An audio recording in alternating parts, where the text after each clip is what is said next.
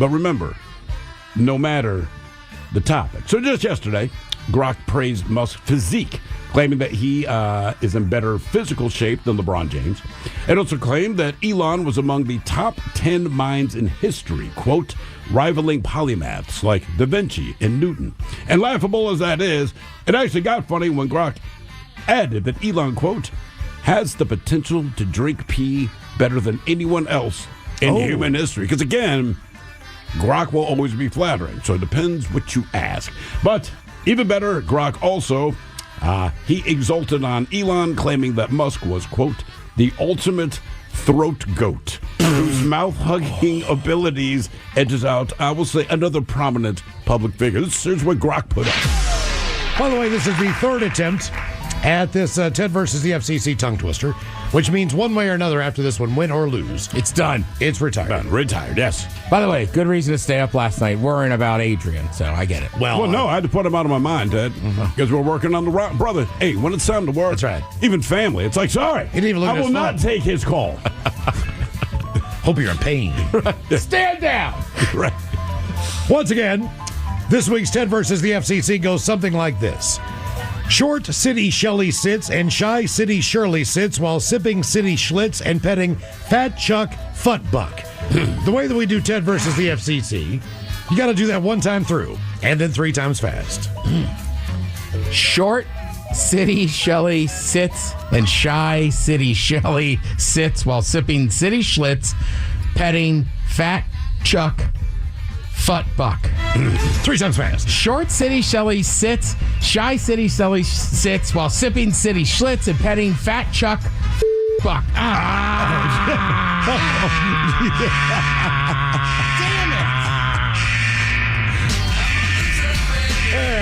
It's an interesting name. That wasn't even fast. Damn it. That's all right.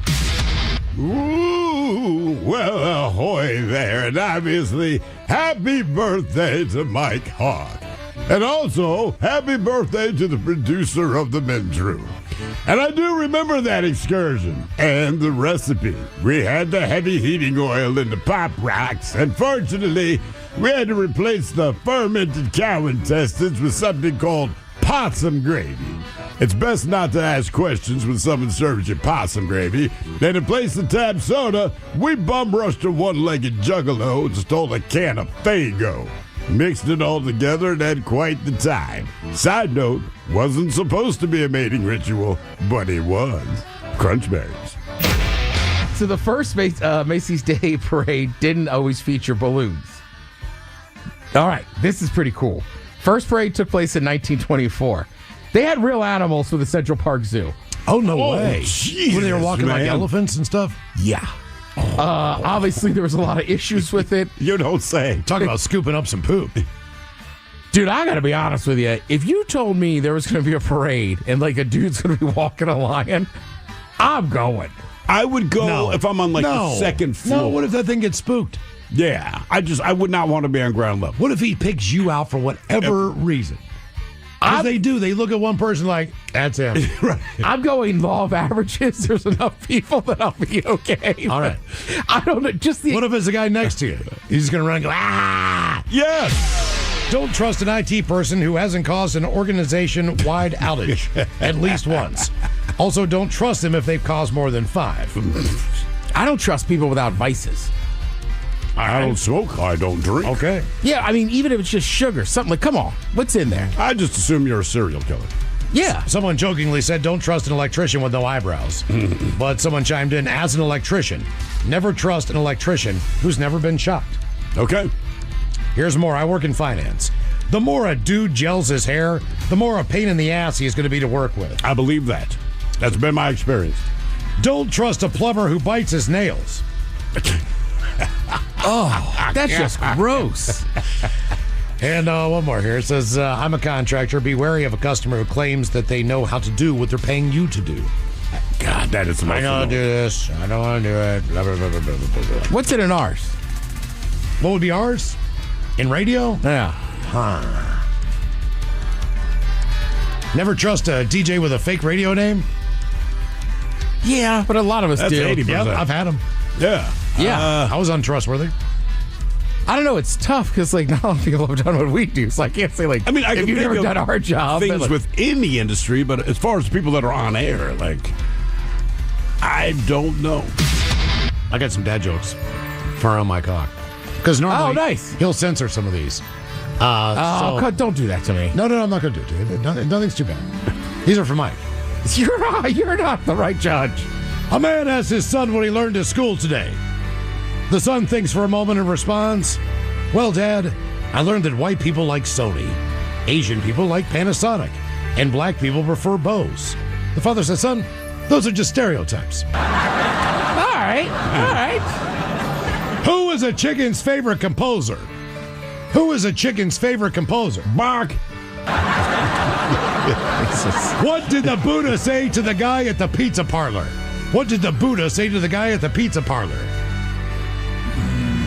The Buddha. Yeah. Guy at the pizza shop. I don't know. What'd he say? Make me one with everything. I got more for Oh My God. Jesus Christ. Come on. I broke up with my girl because she wouldn't stop counting. All right. I wonder what she's up to now. How many emo kids does it take to screw in a light bulb? I don't know how many. None. They all just sit in the dark and cry. God, this is true. One of these things that they had to do was put the dog in a pool with a treadmill. For real. So the dog is kind of like up to its chest in the treadmill. The videos were funny as hell. Just try to watch it. Yeah, he's walking on a treadmill in the water. That's how you rehab this thing. We get him back. He's fine now. He's still a pain in the ass. Go back to the same park in Wallingford. Does another Zoomy. Pops out the other day. There's another $4,000. God. There's another trip to the spa where the pool and the treadmill is. I mean, that thing. What is he, a D1 athlete? It was $10,000 dead by the time it was all said and done. $10,000 in cash That is to ridiculous. fix this. And he's idiocy. in the hot tub and the jacuzzi on the ice bath. He was in a treadmill that was underwater in a pool. Yeah, that's what I'm saying. Like that's what athletes do. Right. Yeah. Crazy. But sorry. I know. Am I really watching my money? Why do you think I still walk sound on pissed? a treadmill in water? Yeah. Yes, you are. God. What? And they knew him because he'd already been there. What would you do? He's gonna Don't even act like you would try to help get a lion book off. it out of the room if the guy passes out. What are you doing there? Well, if he starts eating the guy next to me, yes, I'm running. Okay. It's a lion. Absolutely. You're not going to help him. No. Because you can't. Pick him up by the nape of the neck. I mean, what are you going to do? Look, Like, I'd love to help if I you. know somebody, and God forbid they're in a bar fight, like I'm not a good fighter, but I'm jumping in. Sure. If my same buddy's getting mauled by a lion on a parade, You're not doing it. he's on his Your buddy own. Sean, he's just standing there, just getting eaten by a lion. You're like, tough. I'm gonna miss him. Yeah. So anyhow, Oh, my God. what am I supposed to do? It's a lion. I don't have a weapon. Like Well, you chose to go and watch this thing. You knew the dangers. I did, and I knew I Poor might Sean. and I might lose a friend. Sean may have brought that up before they went. God. Yeah, before we went, I looked at him. I said, "Hey, Sean, two of us are going to this parade. Only one of us is going home." And he picked you. Right? He chose to go. And now, the men's room legacy continues.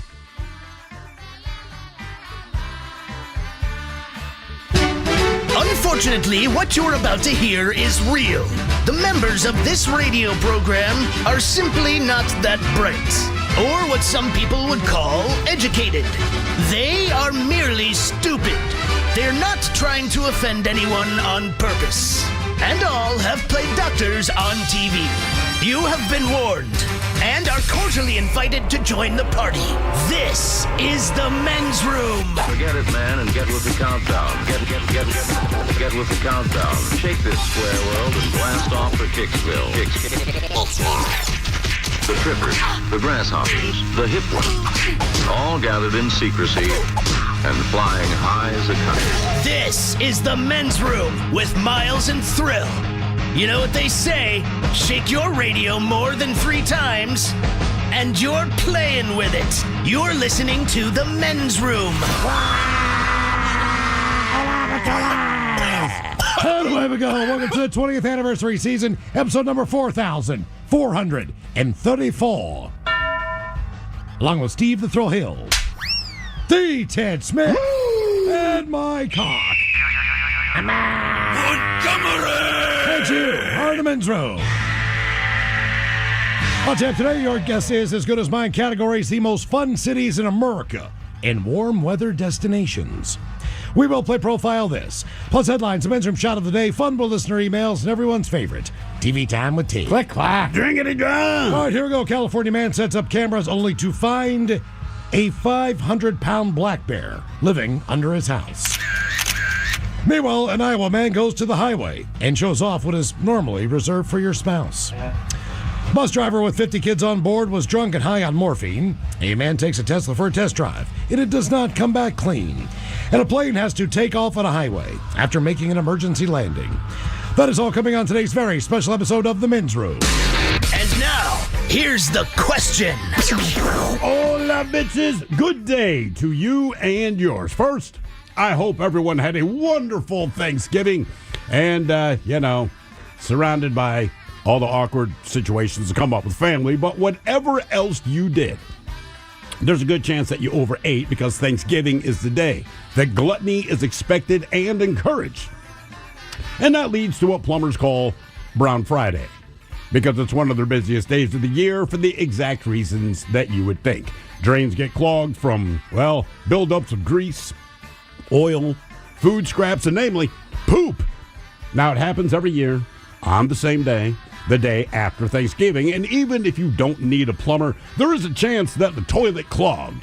Because sometimes you get a lot of people at your house, and again, everyone overeats. Now, they don't celebrate Thanksgiving in Japan, but their toilets, they can still clog. In fact, on Brown Friday, 70% of the toilets at Haneda Airport were unflushable. They couldn't flush. Unfortunately, that did not stop people from using them. You can imagine the mess. But when you got to go, you got to go. A man in New York, he had to go, but he clogged the toilet at his family home. And as a result, his daughter stabbed him in the chest because of it. He suffered 2 collapsed lungs, but he did survive. But at least he got to go. An Ohio man, not so lucky. He tried to go to the bathroom, but he couldn't poop for a month straight.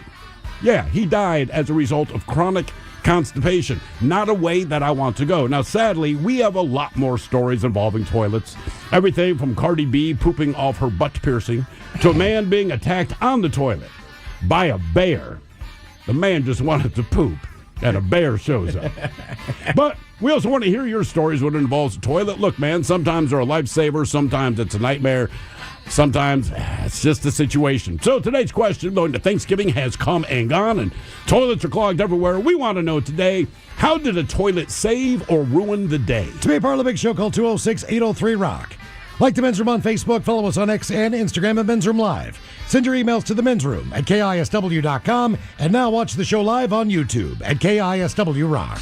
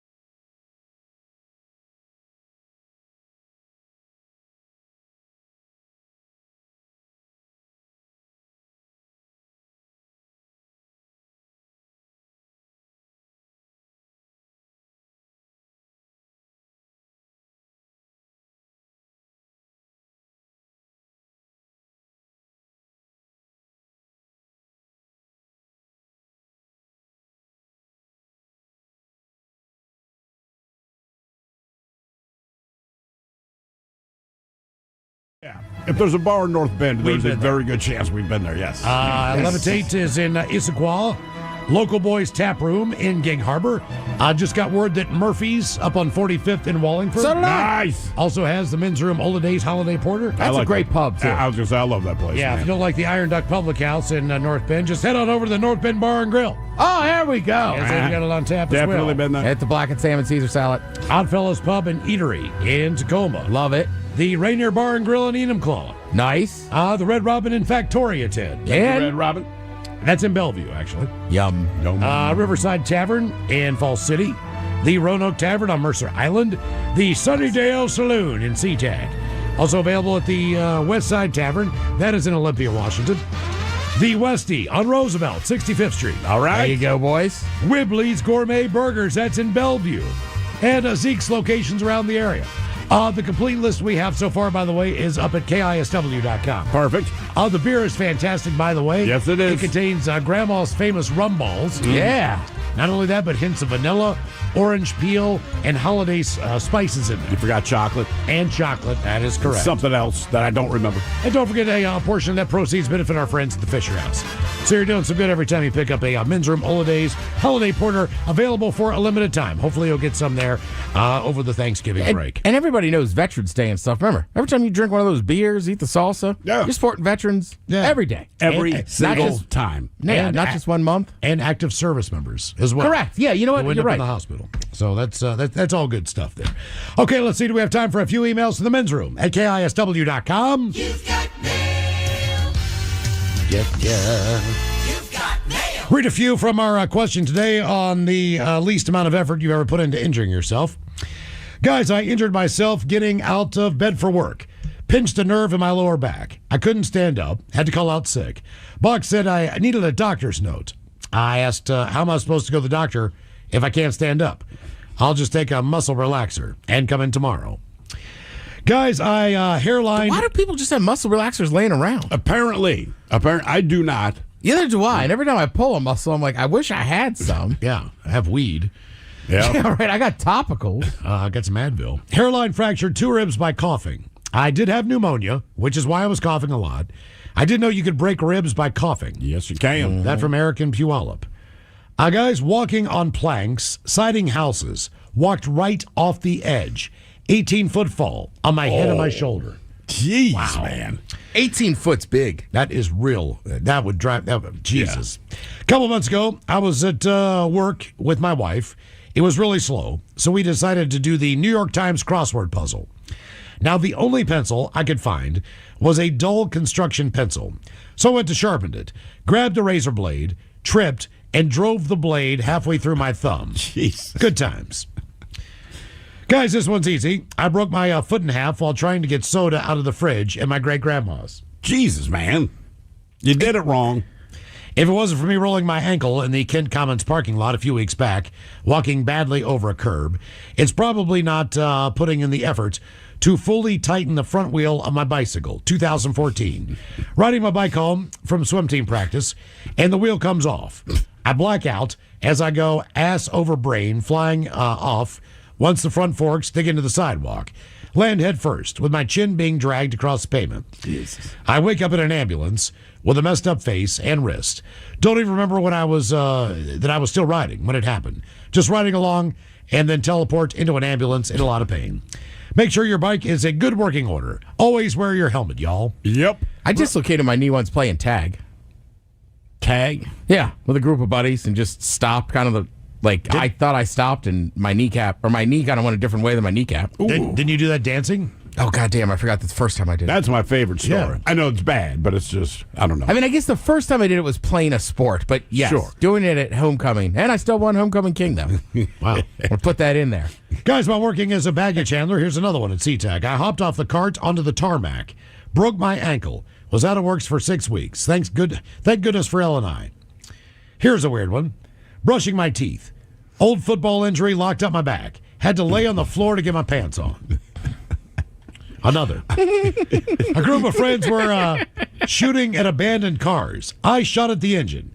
The bullet bounced back at me and cracked a rib. I was very bruised as well. Yeah. I bet you were, Luckily, it man. didn't go through. Yeah, no kidding. Your That's chest. wild. Snapped my ankle playing tug of war with my friend's German Shepherd on their wedding day. Out 3 months. On the wedding day. Here's another. Damn. Trying to make homemade tortilla chips by deep frying chopped up tortillas, putting them out, and ended up spilling hot oil all over the back of my hand. It basically turned into one giant bubble almost immediately. Yep.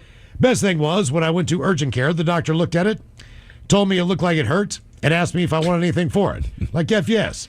Why do you think I'm here? Gave myself an umbilical hernia for throwing up too much. All right. Damn. And I guess that can happen. Couple Yeah. more. Just 2 days ago, I stood up from a bar stool, strained my leg. It's a pain that I never experience.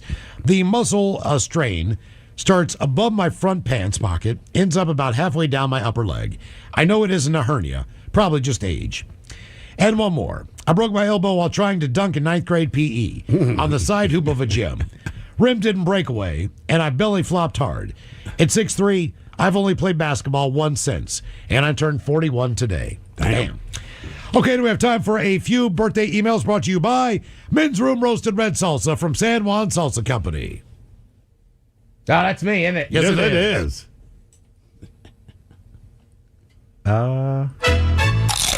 Dip responsibly. Nice Hey, work. you got that second half. Nice, Locked. nice work. I just thought maybe it was in Miles' box. Yeah, I know. I know. Yeah. Should be.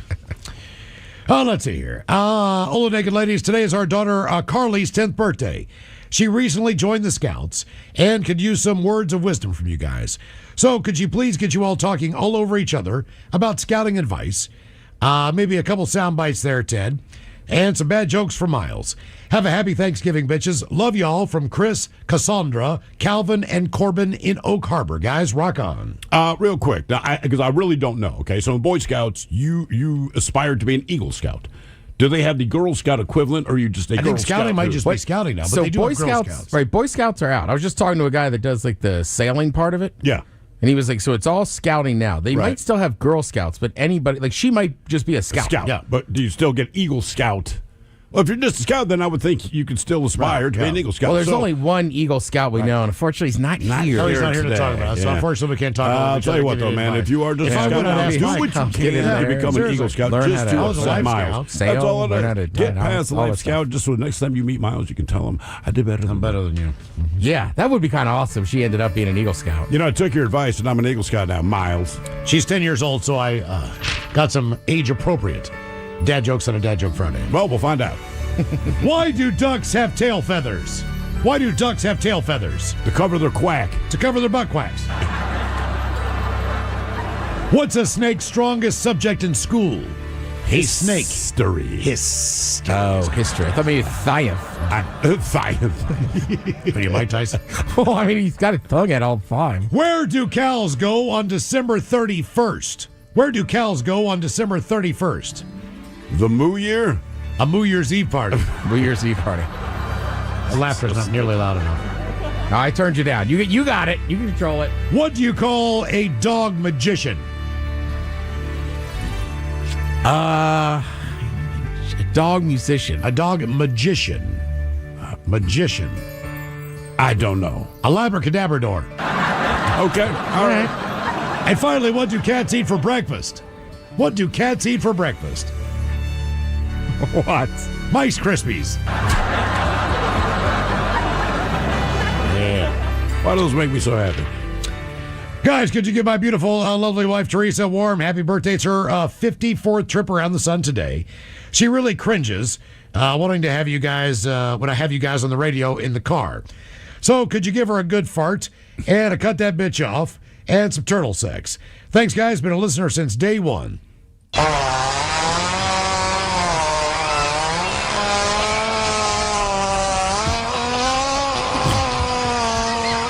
That's a good one.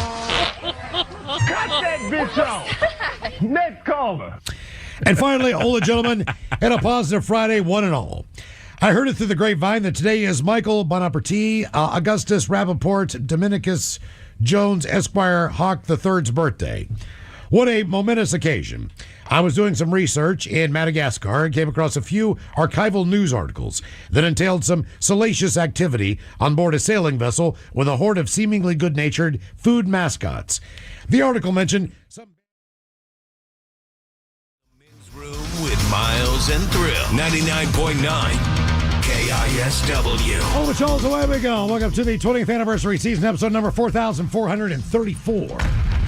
What a large and charge program we have for you today. Guaranteed future repeats. Oh, yeah, sure. Yeah, our mouth works since we've been gone for a week. Yeah, we're back. Hope your holiday was lovely. The exciting return of your guess is as good as mine. Coming up today's categories.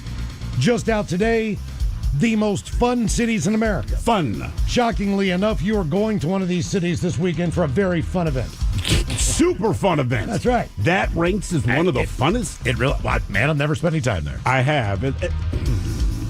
I spend a lot of time with family there, and I will have fun with family. I don't know that city itself screams fun. Well, we have 20. You get 10 out of the 20 right, I'll give it to you. I can guess 3. On that category. All right. You know, there are places where you know you're going to have a good time. I can guess 4 now. Mike has been to one in the last month, maybe Yeah. 2. That adds up. To be honest with you, you know where you're going to have a good time. I mean, let's be honest with you. There's nothing wrong with Denver, Colorado. All right. Denver is one of the most plain cities. It's not that you can't have a good time there. Yeah, you're right. It's just kind of vanilla. It is what it is. It's Denver. There's nothing wrong with it. But when you think, hey, man, I'm going to go throw down, You're not going to Denver. You might go skiing. Sure. You might go see. But you're not in Denver. You're going to Aspen. You're going to Vail. Yeah. You're still not in Denver. And this is no disrespect to Denver. I'm just saying that, in all honesty. Well, it's not a lot of respect toward Denver. You don't think- it's just no disrespect. You don't think, this is the party town I want to go to. No. So when you think about places that have, I don't know, big casinos or amusement parks or Good food. culture, all those things, maybe like the nightlife. So you probably would head to the southeast to go to one of those cities down there. I can guess 5. I can Maybe guess, like yeah. some lemon pepper chicken wings or something. Place where you can get cocaine, but you Cocaine. can't get marijuana.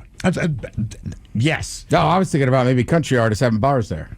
Oh, that's definitely You on know the what? list. That is, oh, God. It's got to be. I can't believe it. It's the Bachelorette capital of the universe, the country, right? yeah. Yeah, but sometimes the weather can get a little bit wild out there. It can, but still, if you look, the weather can be bad anyway, right? So, without just saying Nashville, let's just say Nashville. Even if the weather's crap, you can still have a good I time. just realized Nashville's not on the list. What? Oh, And I realized Denver, Colorado is. you just don't like Turn Denver. it back. What did you expect from me? We don't dislike Denver. It's just it wasn't particularly exciting. Like Miles said, there's nothing wrong with the city. There was just nothing that said, dude, you've got to go back for blank. You know? Yeah. I loved it. What was the You like fun Denver? thing? Well, A, it was sunny. Oh, It yes. helped we went on like Oktoberfest weekend. So like there was Okay. like streets closed down All and right, stuff. fair And, enough, like fair I don't know. enough. Like Red Rocks is half hour away. But Golden's, it's not Denver. It's not. I but hear it's- you. There's beautiful things around Denver. There's no question. But like, if someone said, "I want to go skiing in the Pacific Northwest," you're like, "Cool, you can visit me in Seattle, but you're not going to be in Seattle when you do this event." You know, we'll drive to the pass or something. Here's one I think about a lot.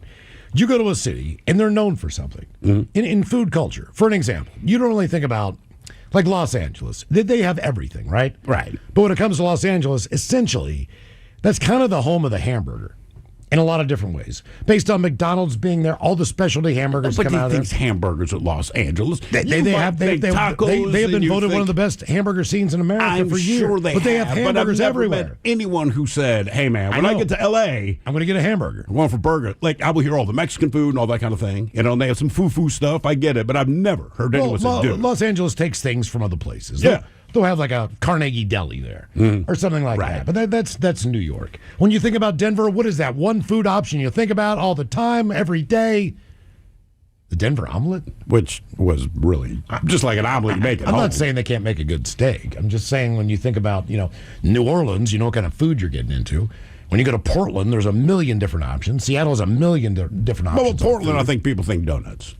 It's strip I clubs. know it has more. Well, we're Yeah. saying to eat, but yes, it has strip I'm clubs. just saying, as I well. think Denver, whatever reason, like Denver, like most major cities, has a lot of cool stuff. Okay, all right. But you guys went Maybe for I'll change my tune. You got to go on down Denver. and not go for just a beer festival. Which Well, will you make think it a beer fun. festival would be You great. walk around town, experience Yes. it a little bit. We did that. We did that too. Yeah. We were hammered, but we did that. I mean, it's not like, look, I got to tell you something right now, man. It's kind of like going to, I don't know, see Rush or Tool. Not a lot of women at the Great American Beer Festival. Yeah, that's very true. You know what I mean? It's like a bunch of guys who look like Ted and Mike running. Yeah, pretty much. Essentially. You know what I mean? People who look like they could cut up a cord of wood and stack it in your yard for you, Go to Sam's number 3 to get brunch. Couple $100. Oh, is that on the main drag downtown? It's just one of those ones I saw at one of those shows. And when you're in Denver, they have a great breakfast. They have like a restaurant and the sides a bar. I think maybe we did, man. If it's on the main drag, I'm pretty sure we went there. And it was fine, but that was my best review. Is Yeah, it's That's on the list. It is on the list. It is on the list. It's on the list. I don't know why I'm arguing. It's on the list. Yeah, no, they already said. Ted's got a point. They already said you're right. Nashville not on the list, which kind of blows my mind. But the most fun cities in America. On the flip side, we still stay with cities today, and we have the best winter vacation destinations for warm weather lovers. well, yeah, So here in Seattle, where do you want to go? If you're on the East Coast dealing with all that cold crap, where do you want? You want to go someplace? but these are all U.S. cities. They are all U.S. Okay. cities. All right. They are warm. They have attractions. The weather is obviously good. The travel costs are good. They're safe cities. So all those things are kind of part of that. I But, get rid of New Orleans. You know, If you're gonna say safe cities, no, that's come on. that's not on the list. yeah, that ain't a safe place. So our categories on your guess is as good as mine. We'll play that at 4:30. The most fun cities in America and warm weather destinations. Oh, what else do we have for you today? A couple of little programming notes here. First of all, tomorrow on the program, we did this 15 years ago, maybe somewhere in there. We had a couple officers with the Seattle Police Department come in. Mm-hmm. And Ben the Psycho Muppet got absolutely smashed on the air. Yes, He did this within a half an hour. All right. I don't remember if we were just plying him with shots. I think it was just shots. It was just a bottle of liquor. It gets you there quicker. Yeah. And the idea was that the police would analyze Ben and give him all the tests and do all that stuff to see, like, walk a straight line, touch your nose, eyes go this way, all Yeah. the things that if you were to be checked for a DUI or public intoxication, whatever that is. Now, obviously, he did not pass any of those tests. Not a one. Matter of fact, I think he probably stayed at the office for an extra hour and a half before someone came and picked him up. He was not doing. He was asleep on my floor. He was not doing well that day. Oh yeah, God, that's right. Didn't we go out that night too? We went out for a little bit. Your wife was not happy. We left him on the floor. And I was Where's like, Ben? He's I like- said, he already puked. He's fine. And then when I got home, he just kind of woke up and went, all right. I'm good. Yeah, like, I'll He get a really did cab, I'll bounce go back. home. Yeah, because my wife, I do remember Yeah. that. Like we went out. She's like, "Where's Ben?" I'm like, "He is passed out on Ted's floor." Oh my God! Why would you leave him there? Yeah. Like, what do you want us to do? The dude is dead to the Right. world. He's not going to. I believe it was a Friday. It was. Yeah, like, dude, he's fine. He's passed out on the floor, man. He's good. Okay. She was like, what if he pukes? I was like, trust me. He was in my bathroom for a while. There's nothing left in his stomach. So this time around, times have changed, and now we have the legalization, obviously, of marijuana, and that's all part of the. That's all part of you not driving when you're stoned. Well, sure. And all those different things. But there are going to be a lot more patrols out this holiday season and everything else. We're going to talk about that. And this time around, instead of imbibing, so to speak, and dipping into the bottle, we're going to smoke some weed. Yeah. And we're going to talk to the officers. They are going to basically check us out in our normal, sober environment. Mm-hmm. And then we are going to go get high and come back in, and then they will give us all the tells that they can see as Like far as giggling. well, snacking? I don't know. I don't know I don't know if there are tests involved. I'm not sure. We'll find out tomorrow. I remember with the booze, they had those goggles that when you put them on, kind of gave the effect that you're drunk. Yes, So I'm wondering if they have something like that for stone. It's impossible. I don't know. See everything clearly. I don't know. Yeah. Real clearly. Yeah, You'd have to give me corrective lenses if you want. But the thing about drunk people, like, dude, are you drunk? No. Yeah, no, they are. They'll deny it until they pass out, right? Someone's stoned. Like, sir, you stoned? Yeah. I really am, man. Sorry. My bad. So I had to remind Steve to remind me that I need to bring in weed tomorrow. That's the one stipulation. There's- That you need to yeah. bring your own weed. We will not only provide that, weed for but it. I'm going to Uber in tomorrow. Maybe take the bus back or take the bus in and Uber home, whatever the deal is. But yeah, that's all going to be part of the plan tomorrow. Yeah. So those guys are going to join us at 4:30. The same cops from 15 years ago. Is it the same guys? It is. Awesome. That's That pretty is fun. Yeah, awesome. it's kind of crazy because they reached out to us. Hey, do you guys want to do this? We're like, absolutely. Yeah. I mean, because I could walk down the hall today and go, hey, Castle, just so you know, we're going to get absolutely freaking baked tomorrow on the air. It's Yeah. like, yeah, whatever. Exactly. I don't care. What difference does that make? But yeah, that'll be a good time tomorrow coming up at 4:30 on the program. And today we're going to talk about the toilet saving or ruining a day. As you maybe don't know, or maybe you do know, this past Friday was Brown Friday. Brown Friday. And that sucks for plumbers. No, it doesn't. Because most people have that day off. Hopefully you do. I mean, if you're working Black Dude. Friday, you're working retail, I get it. That's their money day. This is their busiest day of the year. They know damn well this is the day to make the calls. I don't know if they charge time and a half or whatever, but It is a massive day from coast to coast in this. The point that it has a name. Yes, it Right, does. Called it Brown Friday. I'll tell you this, man. As much as Pinky's Plumbing can help you in a jam, obviously there's some basic things you need, like a plunger mom. Does she not have a plunger? No, Did you get a clogged toilet? maybe. What did you do? Well, here's the deal. All right, so my grandmother's 99 years old. So the main bathroom is basically equipped for her. So there's like this handlebar thing. Yeah. That that Ease yourself sits up and down. over the Correct. toilet. It's got this P guard on it, and it's got it angles down, so basically you're going to poop all over this cylinder that goes down. Because Ew, man. Old people tend to Why splash. can't she just poop like into the toilet? Because it's like dropping a golf ball in a basketball. Believe it or not, hoop. the older you get, the less solid it is. So it just shoots out. That's what it's Really? trying to prevent. Yes. Okay. In this instance. Huh. all right? Did you know that before you got there? And it's elevated, and it's just uncomfortable, and you're locked in. It is very awkward. It sucks. You're higher up, which is the wrong poop position in my world. So I was using the bathroom in my mom's bedroom. There's two bathrooms in there. I'm sure she loved that. Now, first of all, there's no water pressure. So I go in there to drop one. And keep in mind, I've been on a plane for freaking all day long, just eating, cheeseburgers in airports and crap like that. Cheese plate on the airplane, not good stuff. Anyway, I sit down, and the water pressure is just not very good, even in the tank, okay? When this water comes out, it's got that real slow roll. It's not like a fast flush. Like It's a Louisiana cut it's like stirring soup. stuff. Yeah, like soup stirring. Oh, we do it nice and slow. Yeah. It takes forever. I know. It's like the smallest little, Anyway, okay, so I'm looking at this one turd, man, and he's just kind of whipping in there slow. And I'm like, come on, baby. Come on, baby. Of course, it pops right back out. Like a snake that goes in, right in the hole and pops back out like, hello. So, surprise, I'm back. But then it takes, I swear to God, this water in this toilet took 5 minutes. Just to refill. To refill. It was almost like it was trickling out. Matter of fact, when I took a shower in her bed, in her shower, I could barely rinse my hair from shampoo because the water was just. I mean, the bathroom It just drools, She right? needs to get a plumber in there and get this taken care of. But I digress. So it fills back up again, and I'll flush it again. And this turd is just hanging on for dear life. Like, no, buddy, I'm not going. I'm staying right here with you guys. And I'm just like, but I've got to sit there, And my mom's coming in and out of the bathroom. She's like, you all right in there? I'm like, yeah, Mom, I'm fine. I can't get this log to go down. You know what I mean? Just waiting. I really am. And now I got the back off the lid. I'm looking in there like, why is this just trickling into the back of this toilet? This is driving me nuts. So now I came up with a plan. All right. I got myself a bucket of water. All right. And if you know anything about buckets of water, when that water starts coming down through the back, you dump that bucket of water in the back real quick and you speed it up. I finally got that mother thing through, right? Because she had no plunger. She had nothing. Like I was using minimal toilet paper. It was absolutely... You missed your bidet? It was almost like camping. I just didn't want to poop. Right. You know what I mean? I'll hold Just it. wait till I get home. In 2 days when I get back to Seattle, I'll take a real poop. And it's the only toilet, right? The other one, man, I can't describe to you how it's hard.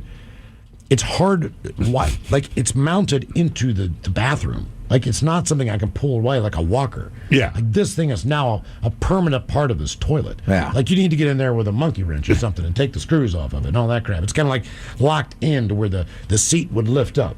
And you know what a pain in the ass that is to get in there and unscrew that crap and do all that. I'm not doing that for one poop.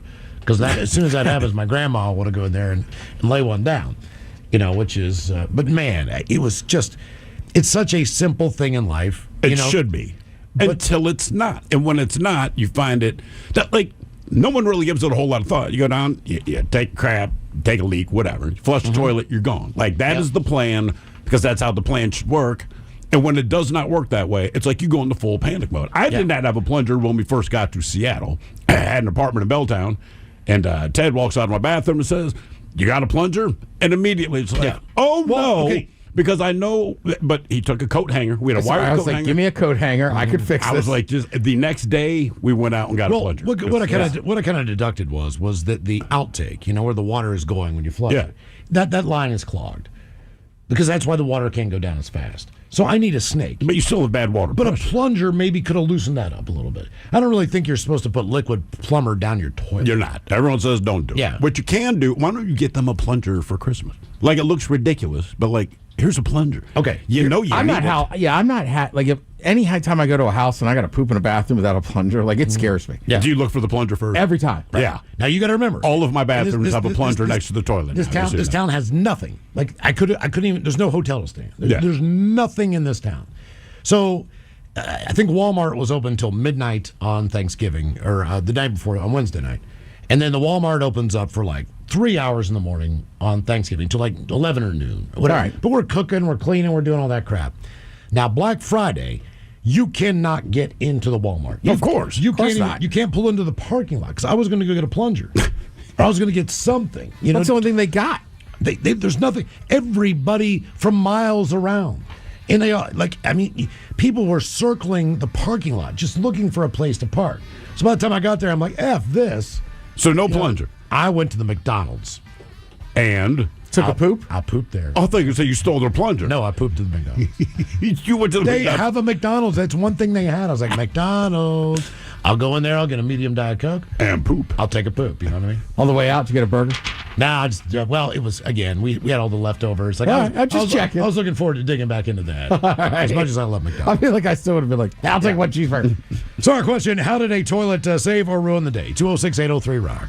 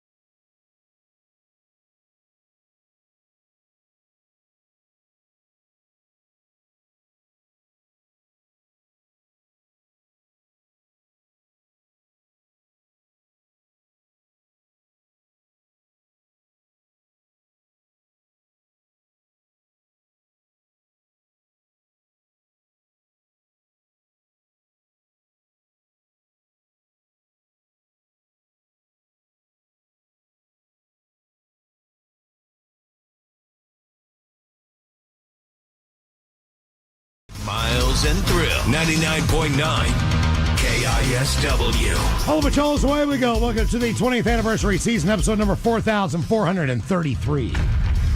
What a large and in charge program we have for you today, the last day of Hoodie Week. That is exactly right. Oh, damn it. What? You forgot to put on your captain's hat? Or And your my hoodie? hoodie. Okay. Both. Yesterday we had a bet based on our men's room poll. Last day of Hoodie Week, we determined we were going to do one other weird thing. So today, I determined that I was not going to wear socks. This has been the worst decision that I've made in my lifetime, as far as just not being comfortable. It is cold outside. I thought I was going to be funny, Ted, because, you know, you were going to be sitting beside me. I was gonna Correct. Prop my feet up Generally. for the entirety of the show and just annoy the living hell out of you. That didn't work out because you are manning the board today and the wheels of steel. So not only did I not wear socks today, but I decided to go with a zip-up hoodie with no shirt on underneath it. That's exactly right.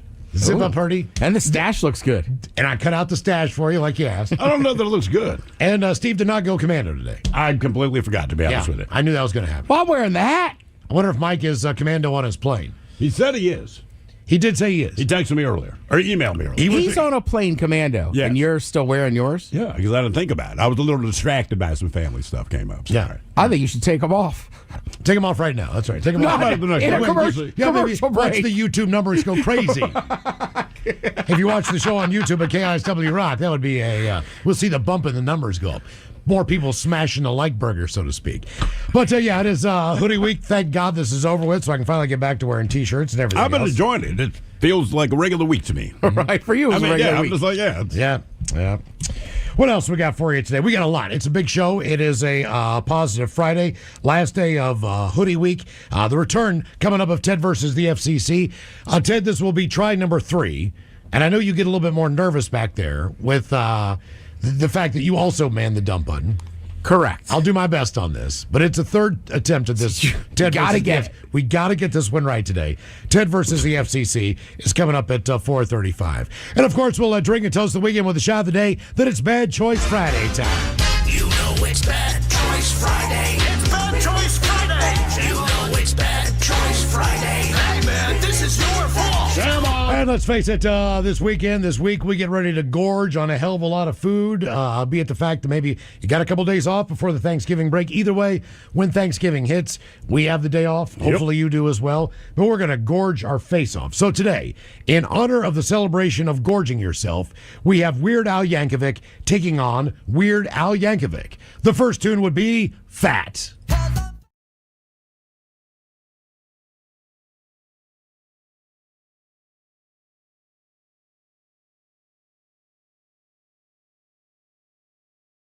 Let's go.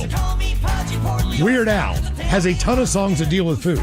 He really does, man. Yeah. He's got probably at least 12 songs dealing with food. So we had another. Not only is Weird Al Yankovic's Fat is going up against himself again with Eat It. Ooh. Going with Fat, but Well, they're both Michael Jackson parodies. I just forgot how much Yeah. fun this was. And when I was a kid, we sang it all the time. Eat it. Eat it. Will it be Weird Al Yankovic, Eat It, or Weird Al Yankovic and Fat? Vote now if you follow us on X at Men's Room Live. One of those two tunes coming up right after we drink and toast with the shot of the day. Okay, before we get into the question, Steve, I'm going to read you some emails and some comments from some concerned listeners. Hi, Thrill. Hi. Saw the game last night. Sending your bro my best wishes and hope he's back out officiating soon. Okay. Here's another. Geez, I didn't know anything happened to Adrian. Yeah, I hope he recovers very quickly. Here's another. Steve, how's your brother? Hope he's okay. How is your brother, Thrill? Just heard your broadcast. I watched that game. Yeah, we thought he was in big trouble, but glad you got the reason out on the air. Wait, there's more. Steve, sorry about your brother's injury. I hope he's okay. That from Leslie Blakeway. Ola, I'm sure at least one of you saw Adrian Hill get carted off the field last night. I'm just wondering if Steve can talk about it. What happened? Is he okay? I feel bad for the other ref, having to do everything by himself. Your brother did not look comfortable taking over the role. Hi, Thrill. I hope your brother is all right. I've never seen a ref be carted off the field before. Prayers for him and your family for the embarrassment. No, I didn't say that. people were very concerned. I got about 5 tweets just to mine right away. Oh, my Darren- phone exploded. Darren right Daly away. texted me. Oh, yeah. Is he okay? Love you, Steve. That from Kevin. He says he loves us all. I will say, a lot of it, people thought, it seemed like your brother had passed. Some of the The way thoughts the and texts were prayers. coming in, I know. and I'm like, Jesus Christ, guys.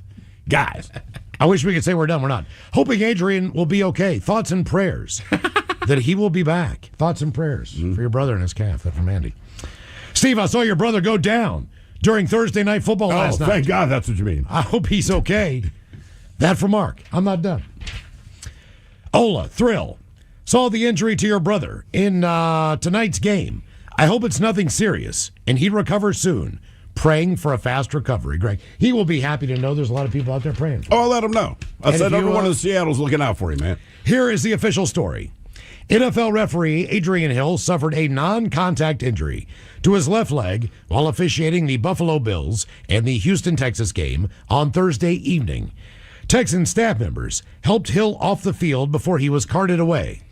Umpire Roy Ellison took over the referee duties. The injury occurred during the third quarter when Bills quarterback Josh Allen took a sack from Texans defensive end Danielle Hunter. One of the 8. Hill was behind the action in the end zone and jogged toward the play before he began limping. That's when he received assistance from Texas officials before being helped off of the field. Hill worked as a college official from 2004 till 2009 before moving on to the NFL as a line judge in 2010. He got promoted to head referee in 2019. However, He works as a Space Department flight software engineer Not a rocket scientist, see? for the Johns Hopkins Applied Physics Laboratory What a dumbass. on a full-time basis. Quote, I work a lot on the software that monitors the health of the spacecraft, said Hill, who's worked with NASA missions. He told CBS Baltimore's Rick Ritter in 2021, when things were going well, things are very quiet. As soon as something goes wrong, you're the first guy that people go to. By the way, Adrian Hill was named Engineer of the Year by the Baltimore chapter of the American Institute of Aeronautics and Astronautics I in told you he's 2006. On the field, Oh, 06. yeah, So Hill he's is- probably gotten done. Oh, there's an You think he's asterisk. got dumber after that? Yeah, it should have been someone 20 else, years, 2006, 20 years of yeah. stupidity. That was the height of his career. Yeah, it's all downhill from there. On the field, Hill has worked 2 NFC wildcard playoff games in 2022 and 2023, and well over 100 matchups as a head referee overall. But again, the headline, NFL ref Adrian Hill carted off the field. And as many people noted, that was the first time in their NFL watching history, personally, that they'd ever seen a referee carted off the field. Now, those are some of the headlines. I get up this morning. NFL ref Adrian Hill carted off field after suffering injury in Bills versus Texans. Cool. NFL referee Adrian Hill carted off field with injury during Bills-Texans game. Ref injures himself during Bills-Texans game. What happened to Adrian Hill? That's the full headline. Referee Adrian Hill carted off with a leg injury. We continue. Referee Adrian Hill injured during Thursday night football game. Okay. NFL referee carted off with frightening leg injury during Thursday night football game. ESPN raised the question, what happens when the referee gets hurt during an NFL game? Latest on Adrian Hill after exiting Bills-Texans. NFL referee Adrian Hill injured. Head official leaves Bills-Texans game with non-contact injury. Wait, there's more. Referee Adrian Hill carted off after non-contact leg injury during Bills. By the way, that headline is from a paper in India. Well, I was going to say, And then from India- Will you read off the sources of some of those? And then this last one I'm going to read to you from the Daily Mail in England. NFL referee Adrian Hill carted off after suffering nasty injury. And Bills Texans Monday Night Football game clash. So we have Yahoo Sports, ESPN, Football Zebras. Always live on the free Odyssey app.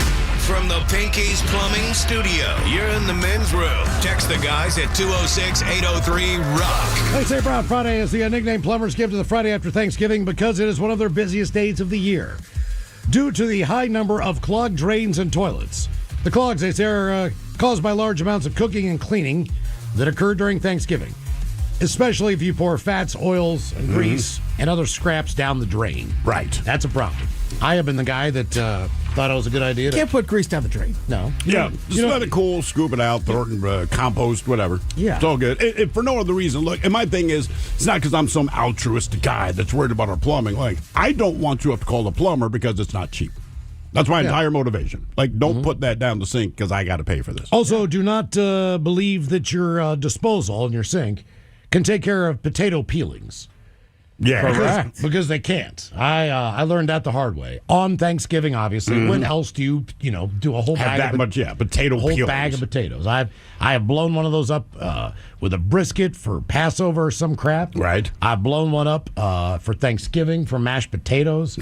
If it comes to messing something up, I do it at the absolute worst opportune time. But it's the predictable time. Like the plumbers are waiting for you. Like, oh, we know. I've never had a Brown Friday incident, but one year on Christmas Day, I'd had a bunch of people over on Christmas Eve for my birthday, and my toilet definitely stopped working on in the morning.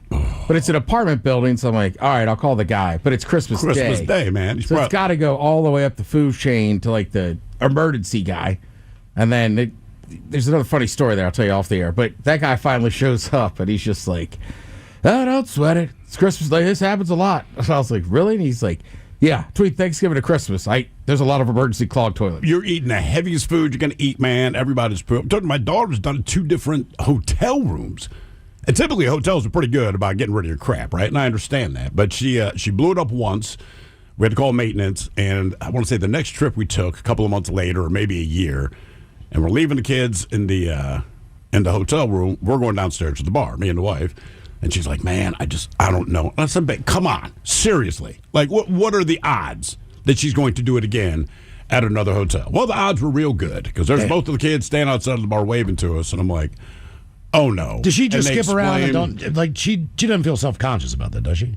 I don't know. I mean, at this point, I would think she's so used to it she shouldn't, but I'm like, you've got to be kidding me, man. Is it the girth? Sometimes. Okay. You know, because it was always, hey, don't use so much toilet paper. She's reduced that and everything. But at other times I'll look in there and I'm like, remember somebody called years ago and they talked about a poop knife and we laughed and laughed and laughed, said, who needs that? Well, we did. So now there is like a stack of plastic knives that just sit in the bathroom in a drawer on the off chance that that's how deep you need to get involved in this. And it sucks, man. So I would use like one of those wooden paint stirrers or something, you know, that you use for. Nah, I want it to be disposable. Like when it's done, that Well, throw that away. I mean, I wouldn't go stir a can of paint with it after. Yeah, it's just, it is so gross. It is so gross. So our question, how did a toilet save or ruin the day? 206-803-ROCK. Hello, Ryan. Welcome to the men's room. Hola. Hola. Actually, got a quick question for Ted. Did you catch Survivor Series on Saturday? I did not. Mike's more of the wrestling guy. I was watching college ball. I did. Yeah, who do you guys think the mystery man is? The going theory, quote unquote, is Austin Theory, and I kind of believe it. Yeah, that's what I think. I think the same thing. Anyways. Well, they kept you in suspense. Yeah, it worked. I mean, yeah. Yeah. So this is a coworker of mine a couple years ago. Worked a warehouse job. And decided that during work he was going to go use the bathroom, and goes to use the bathroom, courtesy flushes on himself while he's still on the toilet, and proceeds to flood the bathroom, flood the toilet while he's still on it. Oh. Everything comes out into his pants, into his shoe, or into his boots, everything. So it just how deep courtesy flush of hell. How deep was this flood, man? It was a couple inches, enough that there was another guy using the urinal, came running out cussing, like, what the heck? And he's like, hey, man, like, what's going on? And then the guy had to call, from the bathroom, had to call the manager and was like, I need a change of clothes and I need to go home and shower. Are you assuming that he clogged it with what he had? Oh, no, 100%. He said and then he flushed it, but it didn't go down, so then it just came right back up at him? Yep. So he courtesy flushed on himself. It came out of which I've never courtesy flushed while sitting on him. At least I'll look and make sure. He courtesy flushed, didn't pay attention, and everything came back out into his pants and into his boots. Now, was it just his, or when the toilet overflowed, did it collect the day's worth of poopers? That I don't know. It sounds like it was just his. But I know he was pretty distraught because. To preface this, a couple of days earlier, we worked at a company that would give you, they'd put $100 towards new shoes because we worked in a warehouse. All right. And I always paid the minimum. I'd pay an extra $20, so the boots would be $120. Okay. He ended up putting up an extra $180, so got $280 pair of work boots, and was like, oh, they're so light, that's why I got these, and then destroyed them in one flush. Now, he said he needs a change of clothes. Is there a change of clothes available? Like, I could say that, but no one here could do anything about it. Yeah, at that warehouse, yeah, they had a change of clothes there because we would wear just the normal work get up. But in his personal pants, that was the biggest issue, and he had to find somebody else in the warehouse that wore what he wore. Yeah, I don't know if I'd want to give it to that guy. No, even if I had I wouldn't. Yeah, I've had not me one time, but just for the record, that is a nightmare. Oh yeah, like every time you courtesy flush, like I'm with you, I always kind of sit up, but like that's always the fear. Well, what about the bathrooms here? Well, because you could turn to grab some toilet paper, and it'll trigger the automatic flush behind you. And I normally like to look at mine just to see what I'm doing. It is a little upsetting. I don't even get to see what that looked like. But I can't predict when it's going to do it. Sometimes I don't move. I'm just pooping, and it just flushes. And I don't know if there's some sensor that says, I'm doing you a favor by sucking it away. Other times, it doesn't do it. I don't know how to predict when it's just going to courtesy flush while I'm sitting down there. Yeah. My buddy, it was the first day of fishing season on the Chesapeake Bay. And he has a fishing boat. So the back is just basically flat. There is not much of an edge to the back of the boat. It's more of a flat back boat. So you can walk around, you know what I mean? You can work multiple reels if you have to without anything being in your way. So it's about a mile out to where people are catching fish. Yeah. So if you know anything about fishing season, you can kind of see where the boats are because there's going to be like 20 of them in one area because that's where the fish are. Of course. Yeah. So that's where we are at, underneath the Chesapeake Bay Bridge, when this terrible feeling overcomes my stomach. Now, Rick had one of these little portable toilets, all right, that you could, it was plastic, that you could sit on and use the bathroom. He gave me a roll of toilet paper, but I am on that back deck. There are boats everywhere. Yeah. This is like seafair amount of boats. All these dudes out there fishing, families, the entire thing. I gotta go. I mean, it's hot out. It's like the 4th of July week, whatever they opened the season for, like when the Blues were running. I don't remember what it was because we were catching Blues that day. But so I'm squatting back there. Now he's right there. Yeah. I mean, he's the captain of the boat. It's kind of like an open air, captain area where his chair is and everything else. So I'm like, Rick, turn around, man. But he's like, but his reel's catching action too. Yeah, sorry, man. While I'm trying to get this done, like zzz, I'm just like, oh Jesus. So there he is, man. He's like right beside me. You know what I mean? I'm trying to scoot over on this plastic, thing that it is a toilet. Yeah. It does look like, it's not like I got a 5-gallon bucket with a pool noodle on it. It's an You're not actual, pulling an Eastwood. Yeah, it's an actual toilet meant for a boat. And then when you're done, you've obviously got to just put this thing in the water, you know what I mean? And Kind of rinse it out. And kind of rinse it out. So I imagine you get more fish that way. that happened. I mean, honest to God, that ain't be funny. That happened next. So as soon as I'm watching this thing float away from the, and I'm trying to rinse it out as best I can in the water, which is Chesapeake is brown and dirty as you can be. I was going to say, how can you tell? So yeah, and I'm doing this, Especially that part you're in. and then all of a sudden, man, I see this huge mother just come up and just take that turd. Right. And I'm just like, oh man, because somebody's going to catch that and want to eat it. Yeah. You know what I'm saying? But the worst one on a boat, and I don't know why it's always on a boat, but I was invited to Because go. it's a boat. I don't exactly live in the sailing community, that rich thing. But guy I know has got a sailboat, so he's like, "You want to go out, man?" So it was like, he had a bunch of his friends. I was there with my wife. They're all kind of the women all knew each other more so than the guys. Sure. Kind of one of those deals. So because it was one of her friends from work that their husband had a boat, they had a boat. So we go out there. I don't know who went into that toilet, but just know that like the sailboats. I don't know if it's like a bilge pump. I don't even know exactly how these things work, all right? But this woman completely... Now, with the sailboats, you kind of walk down into the little galley there, and there's like a little kitchenette and a little area where you can sit down. Very small, very tight quarters. Sure. The bathroom is right there, too. And then in the back, there's a flat mattress. You can sleep in it. She blew this thing up so bad that, like, there was a cooler of beer down there. Like, there was... bottles of wine, like people were actively going down there to use that area. And when I don't know if it was what might have been already in the septic system of the boat or it was what she laid down. Now, this is in my mind, a very attractive woman. Sure. I mean, like, you don't expect to smell. And I can't believe it was her altogether. I think there must have been more to this situation. Do you refuse to believe just because that? she's attractive doesn't mean she can't lay That's down. what I'm saying. and eat. You I know, but refuse there's to believe Like, look, if it was me, people go like, God damn, dude. Period. But when you Right. look at her, you're like, no way. That couldn't have been you. She can't do They're that. still humans. I know that, but in my mind, they can't do that. They're too pretty. You're too pretty to smell like this. Seriously. I mean, there's no way that came out of you. What did you eat, woman? But yeah, it was bad. To the point where after a while, it was just time to go home. Like, we were supposed to be out there for Like you cut the trip short because it smelled that bad. Yeah. I mean, look, okay, listen. There were they brought there was sandwiches on trays down there. Right.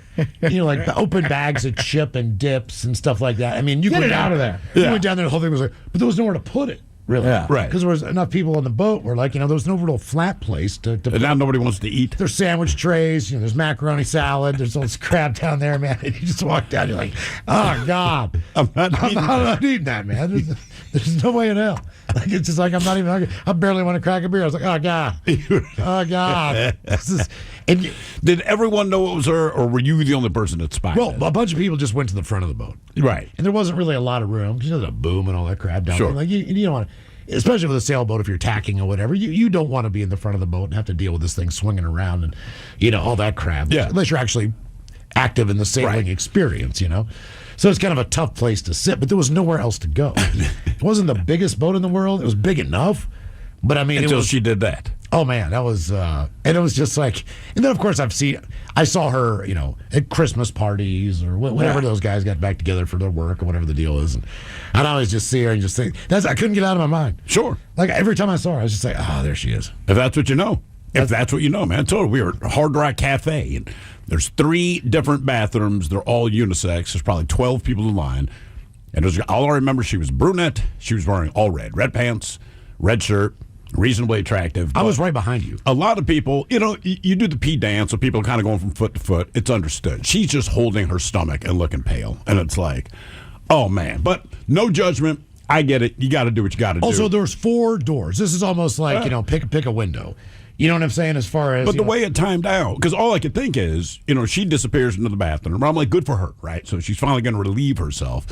But you play the odds, and I'm like, there's only 25% chance that I got to follow her into the bathroom. And guess what, Ted? Well, again, boom! These are all unisexual bathrooms. That's what I'm saying. There's 4 different bathrooms, but they're for both men and women. She opens the door. I am next in line, and it's like, you've got to be kidding me. But when she walks out of the bathroom, we make eye contact. And I don't know if she noticed that I was watching her in line, but certainly when she made eye contact with me, the conversation was had. Well, you didn't know what you were stepping into. I knew what I was going to step into because she's holding her stomach. That doesn't mean it's not going to stay. To me, that is the red flag that you're walking into a nightmare. And I did. It's like someone had just put out a match. I mean, it's just sulfur. And it's not that it makes your eyes burn, but you feel like eggy. Your eyes. It was eggy. But it was just so thick. Like the air was heavier. Like the barometric pressure, was somehow heavier in this bathroom. It just felt humid. It smelled awful. Now, to her credit, there was no physical evidence other than the stink of what had gone down. So it's not like the toilet was splattered or anything, but I got to pee. And so I do, but it's one of those things you turn your head away from the toilet. It doesn't help. And my nightmare is that when I open the door, whoever follows me in is going to think I am responsible for what they're going to walk into. And I'm not. And I try to convey that with my eyes. I don't think they really bought it. But whatever. I'm not walking back to our table. And just the way that the woman in red was sitting, she is facing the hallway that I'm walking out of. And I can't help. And we just lock eyes. And there's a whole nother conversation in that 1 second we're looking at each other. Did she put her head down or anything? She turned, like I said, we lock eyes. And it was just so obvious. Like, yeah, I'm the guy that followed you in the bathroom. Yes, I know what you did. But you made eye contact. Yeah, and I wasn't trying to. It's just when you walked out of this hall, the first person you see, based on where she's sitting, is her. Yeah, and we just locked eyes. And I probably looked kind of angry because it was bad, man. But she just looked so defeated. Just looked so down. I knew, obviously, she didn't feel well, but even worse, she knows that I know what she did. It's like that movie, I Know What You Did Last Summer, for me, and be like, that poop at the freaking Hard Rock, man, because that was unbelievable. And it was thick and heavy and so gross. And I know it was you. I know it was you. And you know that I know it's you. I don't want you to feel bad. Yeah. But that sucked. And I think that was kind of our eye conversation. I had, I think one of the first times my wife and we went to Vegas together. I remember we got to the hotel room. It might have been the second time. Doesn't quite matter. We go down. We have a good old day. Have a great old time. We get back to the hotel room, and there is a funk in that hotel room. Like, it's same thing. It's thick. It is smelly. I can't quite bring it down. It smells a little sewagey, but doesn't quite make sense. I had blown up the toilet earlier, but it's like, it shouldn't be lingering this long. Right. And I walk in, I remember I said, why does it smell like pumpkin ass in here? Pumpkin ass. Right, and the wife says, did you flush the toilet? I say, yes, I flushed the toilet. She says, go in there and check. And I opened it up. I did, but the damn thing backed up on me. Oh. And it had spent the entire day just sitting there stewing Chilling. while we were in there, right? So I did the thing where I flushed it to see if it could go down, and it boarded up. It's like, shoot, so this thing is not going to solve itself. I called down to the front desk, like, hey, I just need a plunger. Okay, we'll send up staff. It's like, I don't need staff. I know. I need a plunger. Okay, no worries. And then I get a knock on my door. There's a dude with a full-on, like, he's got his belt. He's got all the stuff. He's like, I'm here to help. It's like, I don't need your help. I just want Maybe to you do. my Maybe And, of you course, do. there's a little bit of a language barrier there, so he's just making a bull line to the toilet. It's like, Banya. There it is. Yeah. If you There work it at a is. hotel, can you let us know? Is that a rule with hotel? Because I've done the same thing, trying to quietly do it at the front desk. Hey, man, I'm in room so-and-so. I just need to.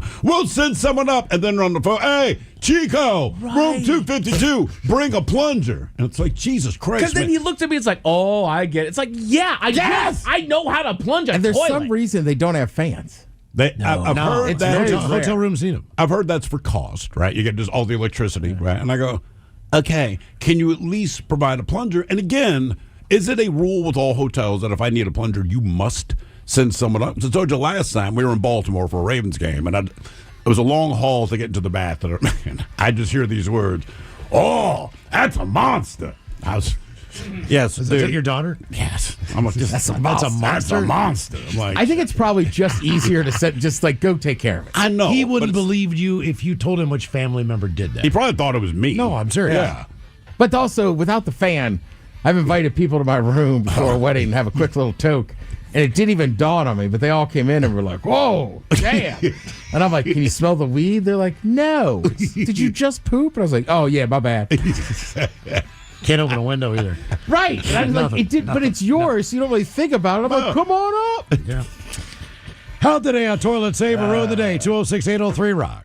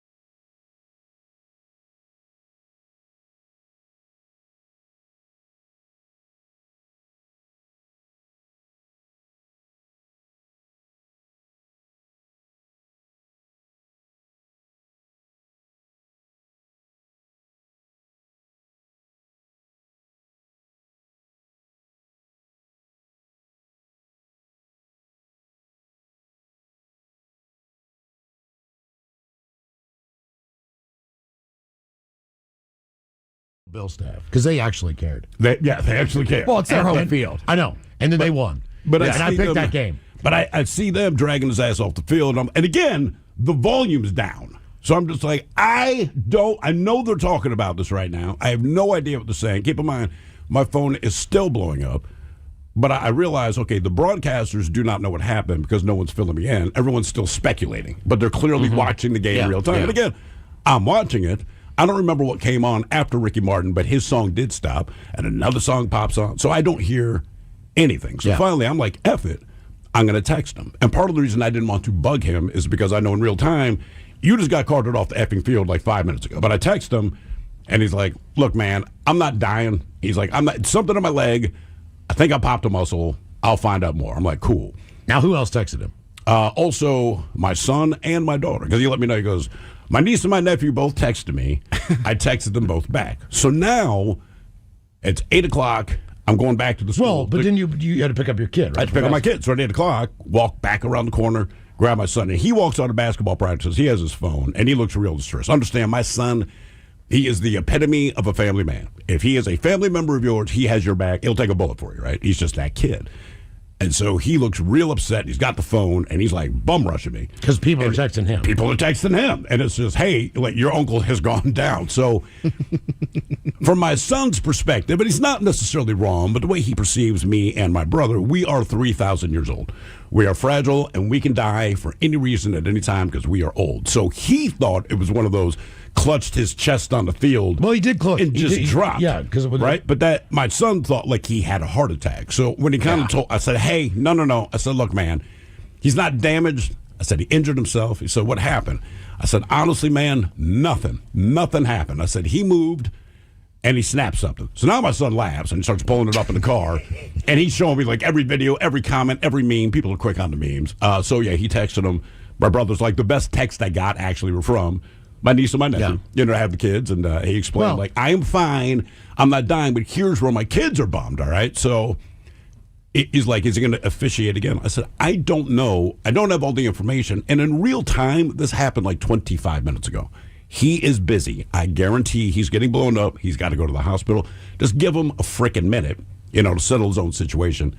He will let us know. But my brother's supposed to officiate the Seahawks-Colts game here in Seattle on December 14th, I believe it is. Yeah. It's soon, right? Yeah, December 14th. So it's super soon. Just so you know, the injury that my brother sustained, he sprained his calf. That's what's the recovery period, do we know? We don't know yet. He's in a boot right now. He said it hurts to walk. I said, don't walk. Like, there's your problem. Just solve. So it's a sprained calf. He goes to see a sports orthopedist on Monday. We'll look at the full diagnosis of what went down, and then we'll find out when he comes back. So the issue is we're very close to that Seahawks-Colts game. It's what, 2 weeks, 2.5 weeks? So is he coming out or not? I don't know. I mean, best case scenario, your kids don't care if he's officiating the game. They want to see their uncle. They want to see their uncle. They could give a rat's ass whether or not he's officiating the game. They were happy he was officiating the game because he was going to stay with us while he's here in Seattle. So now my son, he's devastated by this. He's like, you tell him he has to get healthy. I'm like, medicine does not work that way, but I will certainly let him know. Is he out of Houston yet? I don't know. I hope so. Because basically what you're saying from yesterday's conversation about 80 relatives showing up for everything. They would all show up in that hospital room. Oh, I forgot. Oh, he's in Houston. That actually made me laugh. I'm like, dude, he may have said something to the front like, hey, you can't let, a lot of people are going to show up and they're going to ask for sweet baby boy or something along those lines. Like, tell them I'm at a different hospital, whatever. Actually, I'll text them and find out. I like that all stacked up in the hospital, too. Like, they would all. He's really, like, every dying. one of them. So, but here's the thing. So I get the text back from you. Yeah, he's going to live, whatever. So I'm like, all right, so watch the end of the game. It's on Amazon Prime. And Richard Sherman and Ryan Fitzpatrick, those guys are talking together. And I can't remember if it was Fitzpatrick or Sherman goes something to the effect of like, you see, this is why these guys need to stay in shape. Yeah. Like, and I was just like, oh, man. Like, you're going to pile on him now? He's a 59-year-old man on turf, bro. What do you want? I know. That's like, I wanted to hop on because social media was just crushing him. It's like, dude, he's in shape. He's just not a professional football player. If I was still on Twitter, I would have been, the guys, on behalf of my brother, shut the F up. And those are two guys that have the same guys, the same age as them, still playing in the NFL. Yeah. Maybe not the same positions, but I mean, there's definitely guys that old playing in the NFL. Like, you guys could still get out there, maybe, but, you know, you're still kind of in your prime. So our question, what is the least amount of effort that you put into injuring yourself? 206-803-ROCK. The Men's Room.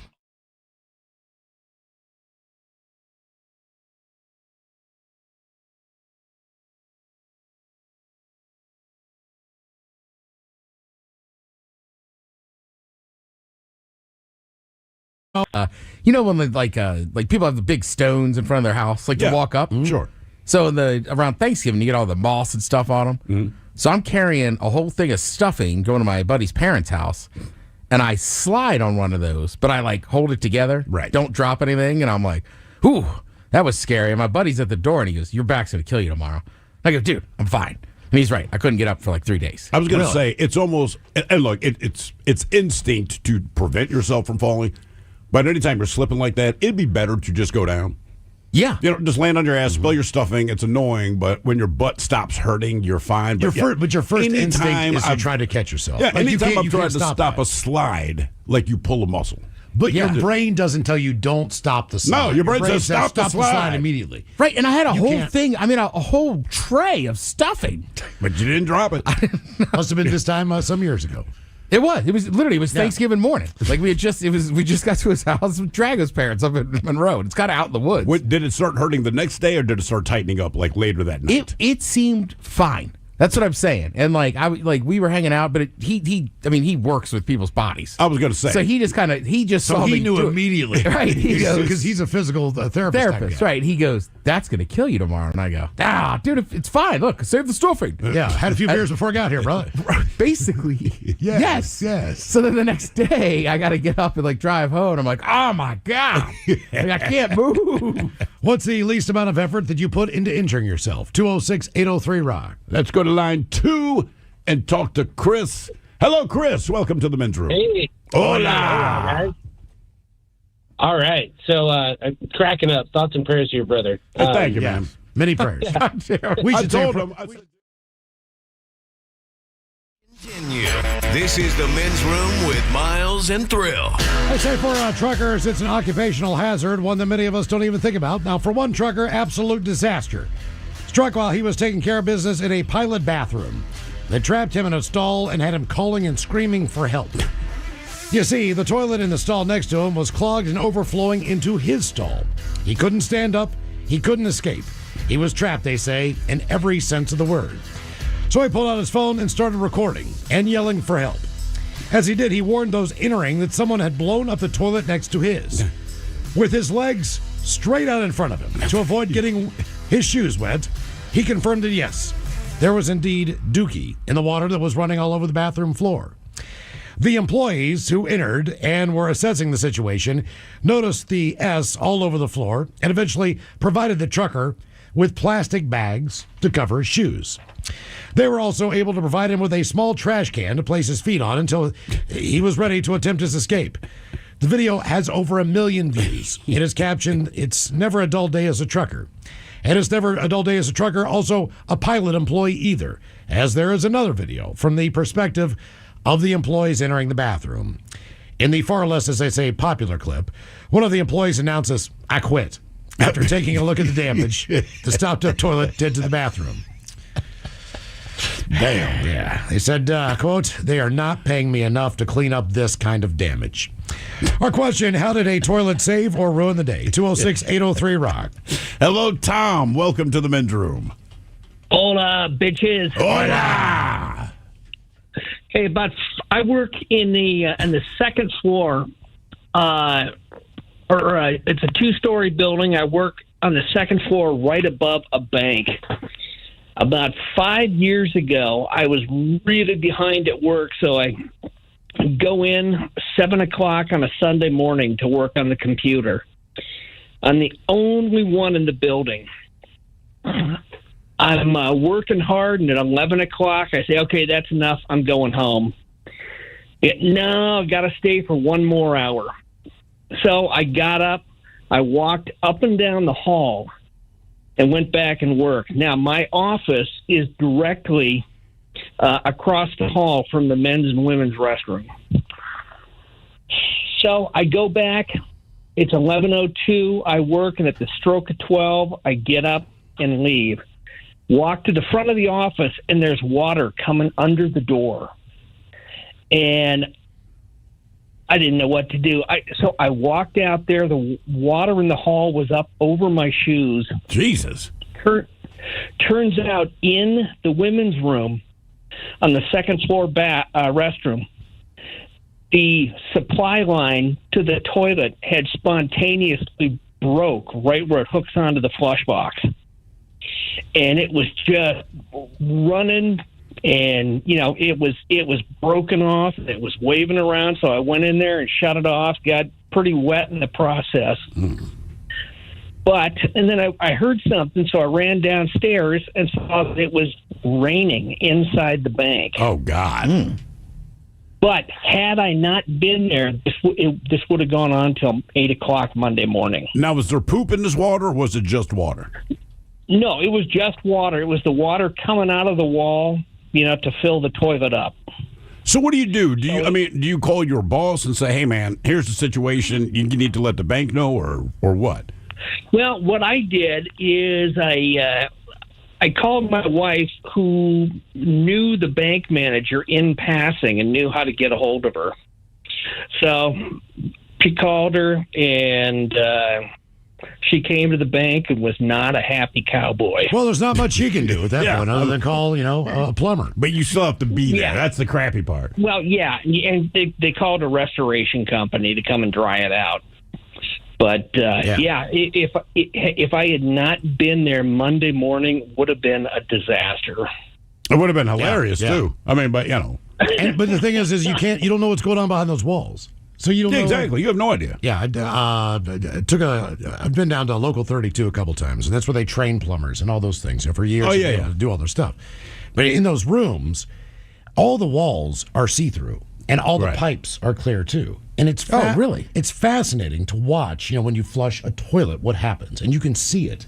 What kind of happens? Like how many different pipes does it go to before it kind of disappears? That's what I'm saying. The water coming in, the water going out, like on everything. Whether it's your sink, whether it's your toilet. You have to be able to see it to kind of figure out and assess. What's going on with the situation. But I was in there. I'm like, this is crazy cool. You mean this is what happens when I poop and flush the toilet? This is insane. You could see like everything kind of happening. You just think about it as like one drain. Yeah, right. I just thought it was wild. It's like you started a roller coaster ride with one flush, seriously, and there it goes. Wow. It's like you could raft it. What? How did a toilet save or ruin the day? 206-803-ROCK. Hello, Sabra. Welcome to the men's room. Hello. Hola. Hola. So I just wanted to follow up. I used to work at a hotel. So after hearing Ted's bit about Vegas, there was one scenario that I worked where we had a client that, or customer, guest, whatever, I don't know. Anyway, they clogged the toilet and it started overflowing, but they didn't tell anybody. And so they checked out and left. Oh, no. Right. Well, obviously, you know who the guest is. Yeah. So so the worst part about it was that it started seeping into the roof in the hotel room below them. Now, do you reach out to this person that has checked out and say, hey, man, you blocked the toilet, damn well you did? Or is it something you guys just have to let go? No, I'm pretty sure that we find them. All right. Yeah, you got to let it go. What is the fine, or is the fine commensurate with the amount of damage? I actually don't know that dividend. Okay. Yeah. Well, pro tip to anybody: if you're staying in a hotel room with someone you're starting to date for the first time, or you have family and all that stuff, man, the hotel lobby bathroom is your friend. If you're just with your buddies. Yeah, if you just need to go and destroy that thing, man. It's bigger. It's always open. Ventilated. Very rarely, because everyone's got a bathroom in the room. So the last thing I think about is using the one in the lobby. It's always clean. You never have to worry about a thing. It's if I peaceful, have to poop, it's that's quiet. the first place I think of. Like, so one, there's a fan that's automatically running just because you open it. Like, everything you want in a bathroom and you have to poop, that's the bathroom that has it. And no one gets upset. No. That's where you go. Absolutely. How did a toilet save or ruin the day? 206-803-ROCK. Hello, Joshua. Welcome to the men's room. Hola. Hola. So about 2 years ago during Christmas time, long story short, I was constipated from before Christmas until after New Year's. What It's been like caused 11 that? days of holiday eating. Is that specifically what caused all that? Just the eating? No, I just always have had a hard time pooping. Okay. All right. Fair enough. So it's been like 11 days of holiday eating, and I get concerned. So I've been taking Miralax for a couple days, nothing. I took another laxative for a couple days. That didn't help. So I went to the doctor concerned, like, hey, it's been, at this point, like 10 days of not going to the bathroom. So he... On the 12th day of Christmas. Yeah. So he gave me the juice they give you before a colonoscopy. I was going to say, man, they should sell that like over the counter. You should be able to go to a Rite Aid and buy that. Yeah, so he gave it to me. He's like, hey, just heads up, this activates pretty quickly. Be close to a bathroom when you drink it. So I drank it all down and still, like, nothing. So I went to work the next day, and I'm an electrician, so I was up on a scissor lift, like, way up in the air. And then it was like, oh, like, it's happening, like, right now. So my, like, whole body starts sweating. I, like, can't being able to breathe. So I'm, like, waiting for this scissor lift to get down, just panicking, and go to the bathroom and finally relieve myself. And I was in there pooping for like a half an hour nonstop. And does it look like 11 days worth of poop? Oh, yeah. Oh, okay. And as soon as you think you're done, you get up when you even before you do the colonoscopy thing. That's the worst part of that process is the day before and the prep. As soon as you think you're done, you're not. So you'll stand up, you'll flush, you're go wash your hands, get ready to walk out and go, oh man, and you got to just turn around right then and start the whole process over again. That's one of the more annoying things that's happened to me maybe twice in the last year, where going to the bathroom just to take a leak. All right. As I'm washing my hands, and there's other people in the bathroom, so as everyone perceives it, you were done. That was my belief. And then as I'm washing my hands, I'm like, I got to poop.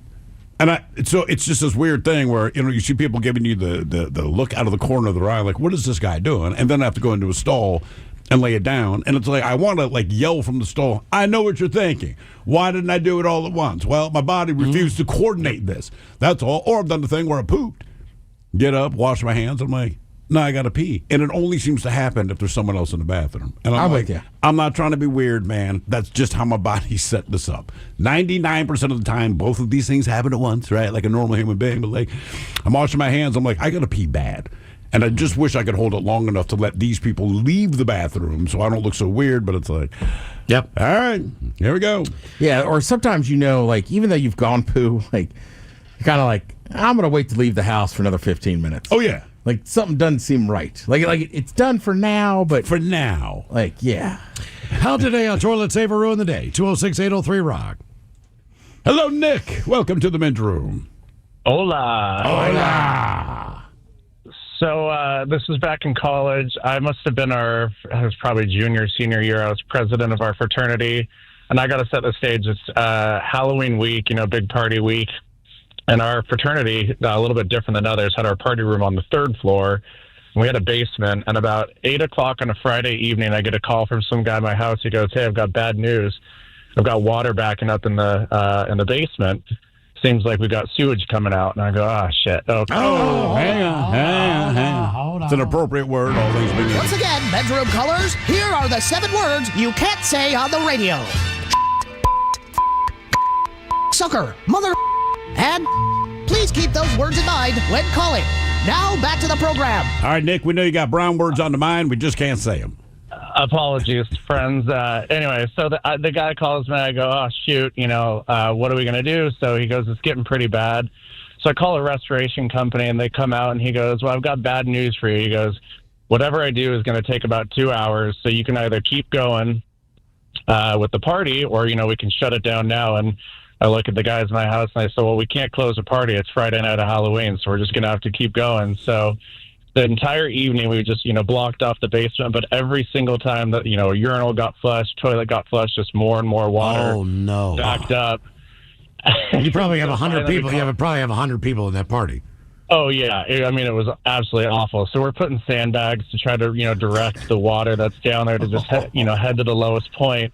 So thankfully, we actually had a boiler room down in the basement. And everything was kind of up on stilts in case, there was a water break or whatever. So it did actually naturally go into that room. Well, in the morning we called the guy to come back, and he shows up with his 300-gallon, sump pump, to pull it out. Well, he ended up pulling 900 gallons of water and, just everything that came out of those toilets from the night. And he said that was about the worst he'd ever seen. So does the national chapter, do they pick up the bill on that? Like who pays for that? Oh, no, they were pissed. We were supposedly a dry fraternity, and, we didn't abide by those rules. And they just looked at us and they said, well, it looks like you get to file an insurance claim. Yeah. A dry fraternity. Look, I know they quote unquote exist, but I do not believe that. Maybe at BYU. No, it's the turn of a blind eye. You look the other way and you just... Even BYU, I'd be like, you're at least moist. Yeah. Look, you might not be deep wet, brother, but my daughter stayed in a, quote, dry housing facility her first year of college. Yeah, in college. Yeah, Sure. that's, Come on. No. I mean, look, I'm not saying... It was based on religious purposes, all right? Sure. But, I mean, that does not mean that, I mean, anything. I mean, listen, I'm sure they exist. I just don't believe you when you say it, that's all. So even if you're telling me the truth, like, dude, seriously, like, we do not drink. If you're dead honest, I'm still like, keep telling yourself that, man. Mm-hmm. All right. I just don't believe. When you say college, fraternity, and dry, I'm like, look, those words don't even make sense in my head. Why would you get involved in a fraternity? Yeah, I mean, it's just like, what? Really? Does that network? Yeah, but before you network, you get drunk, right? Yeah. So I know they exist. I just don't believe it. How did a toilet saver ruin the day? 206-803-ROCK. And then if you did prove it, and it's like, hey, we are legitimately dry, why? The whole idea is the time, man. The whole idea is to invite you're at a fraternity, a sorority over for a party. That's the entire point. Yeah.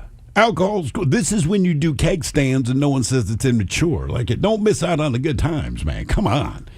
Hello, Steve. Welcome to the men's room. Hola, bichola. Hola. So I'm in the Army stationed in Germany, and it's a Friday night, and we're all getting our drunk on, getting ready to head down to the Harbor Cafe in Bad Kreuznach, Germany, when the CQ comes up and starts telling us somebody, there's S all those tree floors. The sewer's backed up, and there's just S everywhere. And I remember going on to look at it, and it was one of those, open the door, oh no, that's bad. And so it was like, well, whose turn is it to do the latrine this week?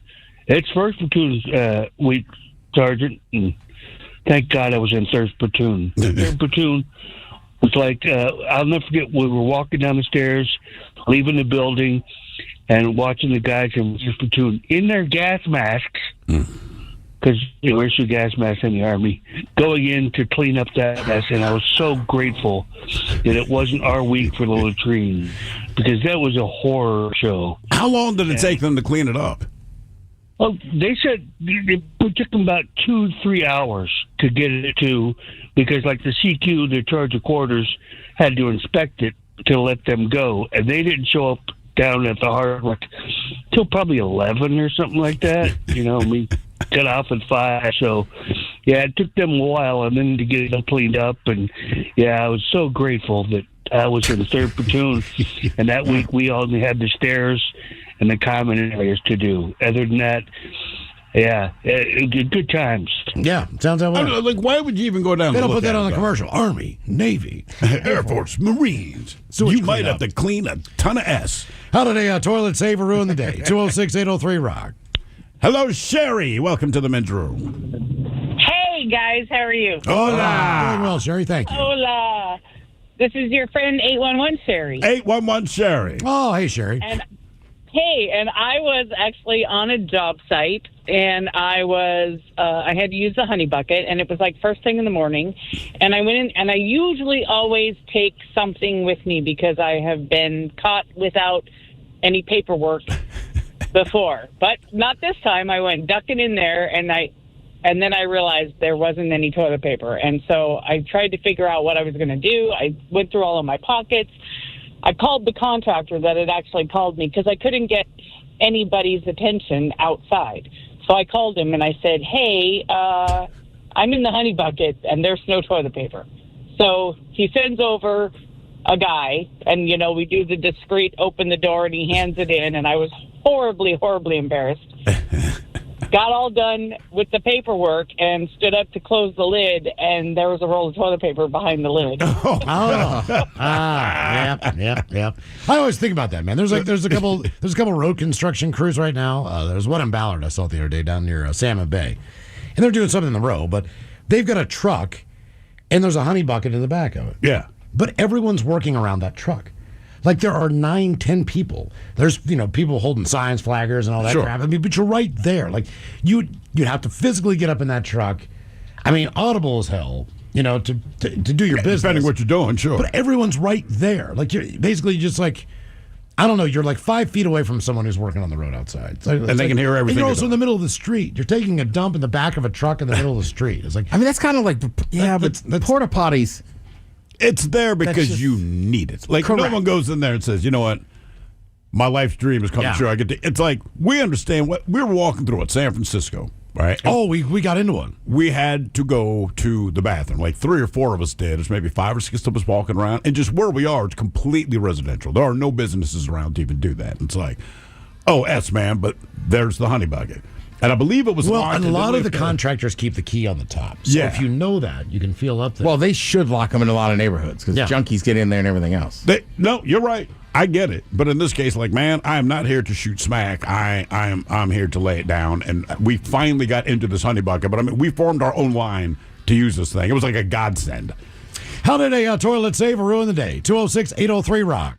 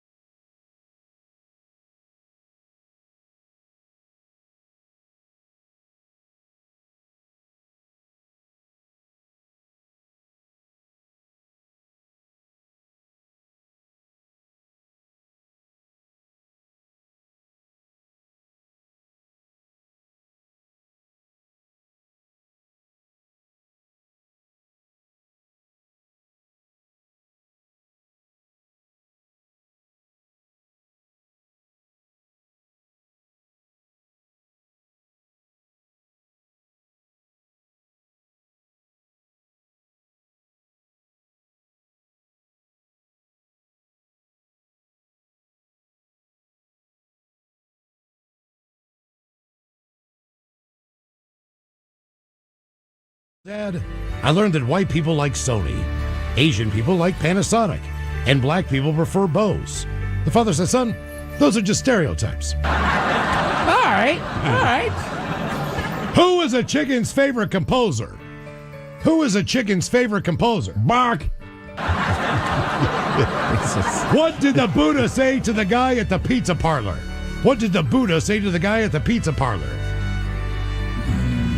The Buddha. Yeah.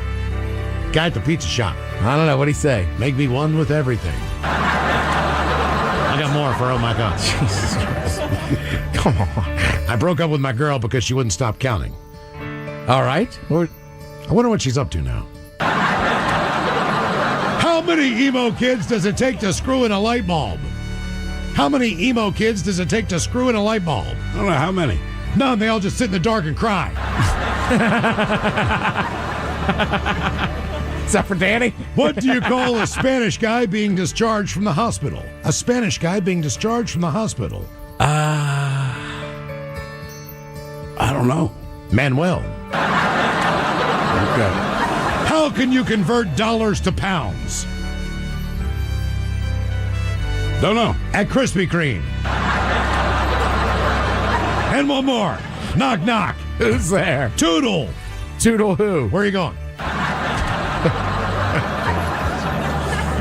All right, guys, here you go. Happy birthday. Happy birthday. Happy birthday to you. BG. Ya's a Dirty Germans brought to you by Men's Room Original Sausage. Available through Uli's World Famous Sausage, mensroomlive.com, and other fine retailers. Schweinefleisch. Take a moment. I think it's time that we go back in time to the last time that we played Ted versus the FCC. So if we could, let's go back in time.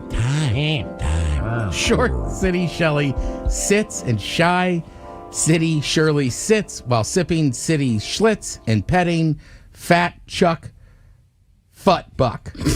3 times fast. Short City Shelley sits and Shy City Shelley sits while sipping City Schlitz and petting Fat Chuck Buck. Oh! Yeah. Okay, we'll try one more time. And now, everyone's favorite daytime game show, where one person could lose $325,000 and their job, or win and walk away with nothing. It's time for Ted versus the I totally forgot. Should have gone to bed early last night. I forgot that we had another miss last week, so we'll give it another shot. By the way, this is the third attempt at this Ted versus the FCC tongue twister, which means one way or another after this one, win or lose, It's done. it's retired. Retired, yes. By the way, good reason to stay up last night worrying about Adrian, so I get it. Well, no, I had to put him out of my mind, Ted, because we're working on the brother. Hey, when it's time to work, That's right. Even family, it's like, sorry, He didn't even look I at his will not phone. take his call. Hope you're in pain. Stand down. Right. Once again, this week's Ted versus the FCC goes something like this. Short City Shelley sits and Shy City Shirley sits while sipping City Schlitz and petting Fat Chuck Buck. The way that we do Ted versus the FCC, you got to do that one time through and then 3 times fast. Short City Shelley sits and Shy City Shelley sits while sipping City Schlitz, petting Fat Chuck Buck. 3 times fast. Short City Shelley sits, Shy City Shelley sits while sipping City Schlitz and petting Fat Chuck Buck.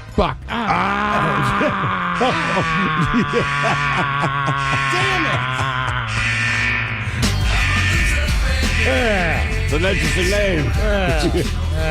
That wasn't even fast. And damn it. That's all right.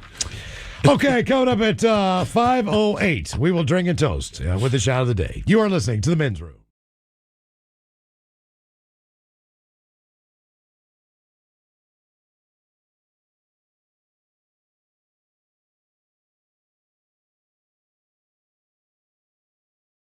Puts the butt in the air, so to speak. Oh, like the wedge. Yes. Yeah, basically. A 1,285 kinky advent calendar. Again, an advent calendar for $1,285. Well, there's sex toys in it. It comes with a paddle, handcuff wristlets, and restraint tape.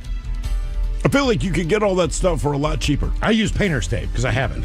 It's a thin line between like kinky and criminal. Yeah, exactly. They can both be used, you know. Other highlights include Orgasm Bomb, a massage oil candle. Yes, as the wax melts, it turns into massage oil. Okay. Intimacy chocolates, a pelvic clock exercise. Clock. What is the pelvic clock? It's an exercise device. It's got to be kind of like the what are the other ones you can put in there to help the Kegel muscles? Oh, Kegel muscles? Maybe, yeah. That, I guess. Yeah, there's some kind of balls women can use that help strengthen those. And sleeping glasses that block artificial light. Sleeping glasses. The most expensive item on the list is Well, a you gold tired her out already.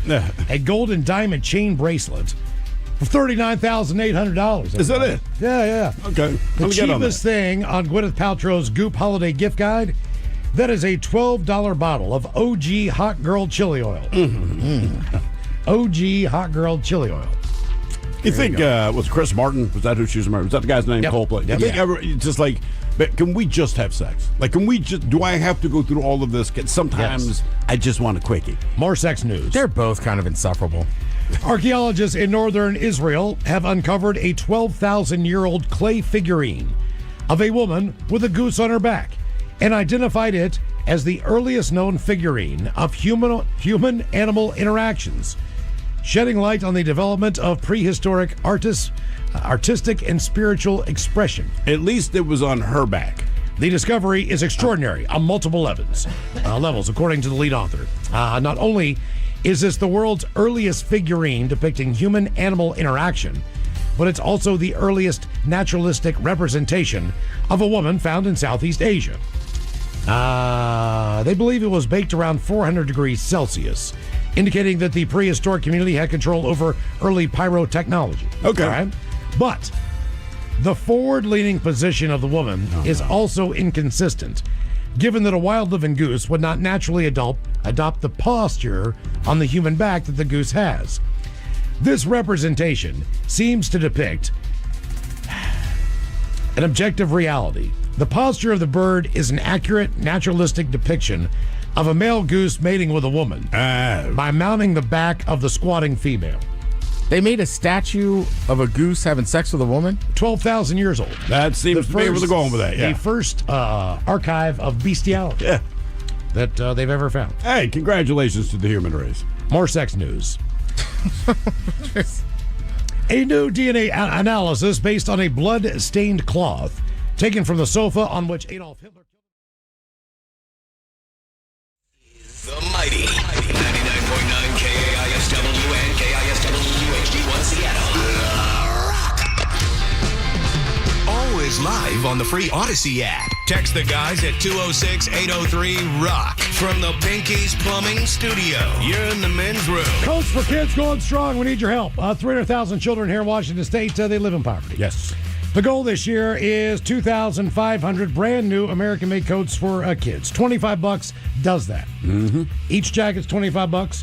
The goal again, if we can get more, if we can put 3,000 new coats on That'd kids. be great. That'd be cool too. Please give what you can and help us with the Washington State Council of Firefighters and Operation Warm. As Coats for Kids is on now at KISW.com. And shout out to our good friend Anonymous, who donated $500. That's right, I heard that this morning. Like, Oh, look, man, I get the people who want the anonymity, but, sometimes, man, take some credit when you do something good, because God knows you get blamed when you do something bad, right? No, they probably owe someone else money. I get that. You know what? Yeah. Anonymous, stay anonymous, man. Right. You never know. Don't let Eddie know you got the cash. Coach for Kids is on now. Please help what you can. KISW.com. All right, a question. How did a toilet save or ruin the day? 206-803-ROCK. Hello, Jason. Welcome to the men's room.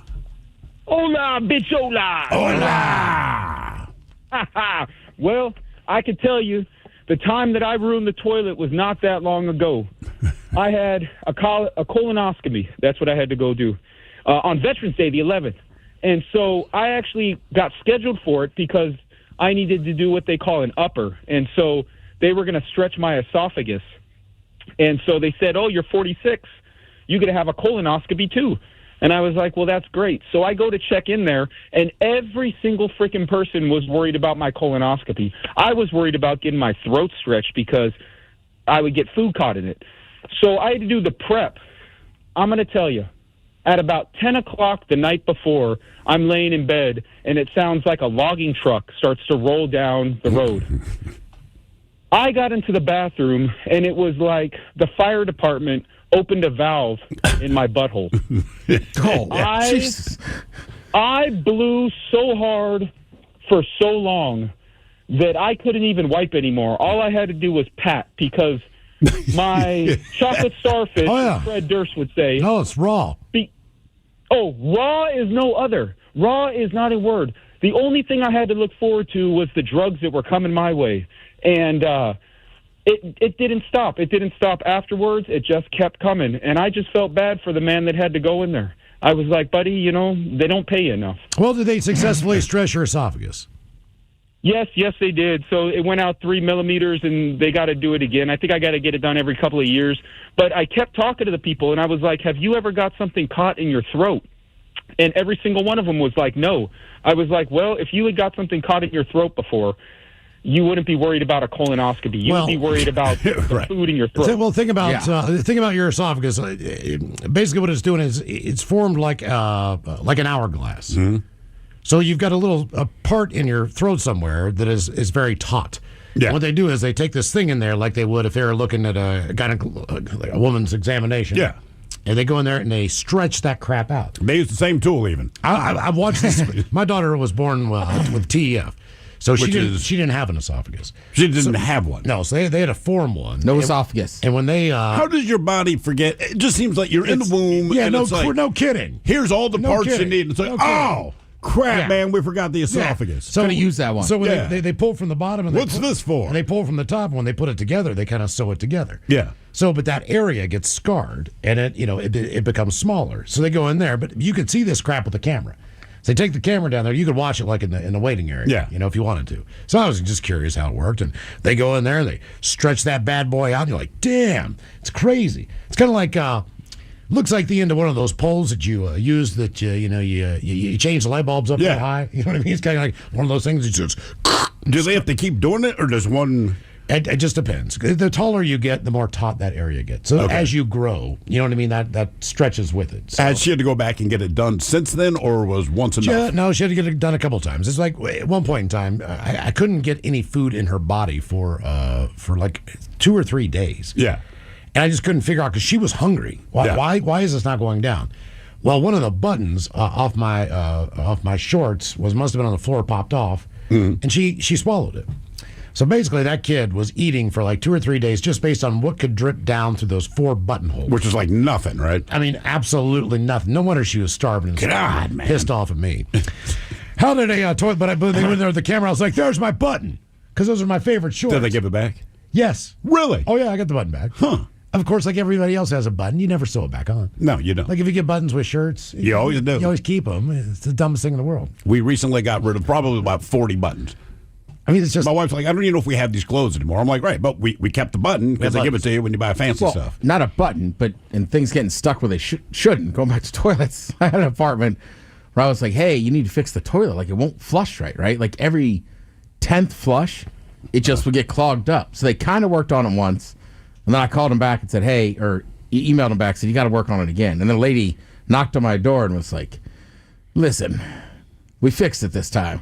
And I was like, all right. And she goes, you have any containers on your sink that are missing lids? And I go, yeah, I do. Oh. She's like, yeah. So we're not going to charge you, but you clearly knocked this in there. Like, this isn't really on the apartment building, but we'll let it go this time. Oh, thank you. My bad. Same thing, Miles. Like, I don't know, just like top of the melatonin. And at some point, I just knocked it in there. Mm-hmm. Well, you're probably so delirious for not getting any sleep that you needed to take, and you're like, ugh. I mean, it was just that simple. But like, same thing. Like, you realize now, like, why is this toilet acting so weird? Oh, you knocked it in the toilet. Right, Yeah, so it and was then stuck. flushed it. So they Right. thought they had fixed it once, then had to go back and basically take the whole thing apart. And we're like, that's what I'm saying. She was very nice. She was like, this is on you, but like, we'll let it go this time. Just don't do it again. The first time I had a clogged toilet after the kids were born, they're like, hey, the toilet's clogged. I'm like, all right, man. I go in there, and there's my daughter's Barbie doll about half submerged. She was completely underwater. And I always remember it looked like a drowning victim because her little hair was still floating on top. Yeah. But Barbie herself's in the hole, and I'm like, why is she in the toilet? And kids being kids, like, we wanted to see if she could flush. Like, Yeah.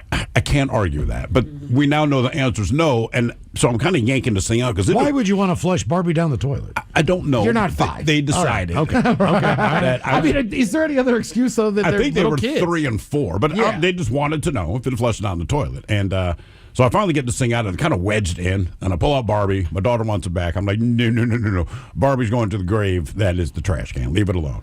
And I'm like, so now you guys know Barbie doesn't flush. And there's this little pause. And they kind of look at each other. My son looks at me. He's like, well, G.I. Joe does. I'm like, okay. Oh, no. Oh, yeah. So there's like 2 or 3 of them that it did not cause any problems that I know of, but yeah, they stuffed a bunch of stuff in there. The other action figures disappeared, but Barbie didn't go down. Barbie's a fighter. G.I. Joe somewhere in the drainage? Yeah, they were gone. I did not know this had happened until they explained. So I'm like, so Barbie doesn't flush. G.I. Joe does. I'm like, cool. Is that one of those you just go, all right, new rule? Yes. We're not seeing what flushes unless it's poop or If toilet it paper. does not come out of your body, do not put it in the toilet and flush it. How did a toilet saver ruin the day? 206-803-ROCK. It's amazing what you have to explain, you know? It's kind of crazy. Guess who it is, Ted? James. Welcome to the men's room. Hola. Hola. Okay, I got one for you, fellas. I was bouncing downtown Kirkland for many, many years, and it was our job to take the cocaine bags out of the toilet. Yeah, I've seen that a few times. It was our job to clean the men's bathroom. After all, so we had so many incidents with the girls' bathroom being more disgusting than the men's. Always. Always. Yeah. And so the waitress is like, well, we're just going to tip you half the time, then half the amount then. So that was fine with us, so we didn't have to deal with it. So one night, me and my partner are mopping up the boys' room and get a knock on the door. It's one of the waitresses. She goes, I will give you $100 if you clean the girls' bathroom. And like, well, what's going on? She goes, you got to see it.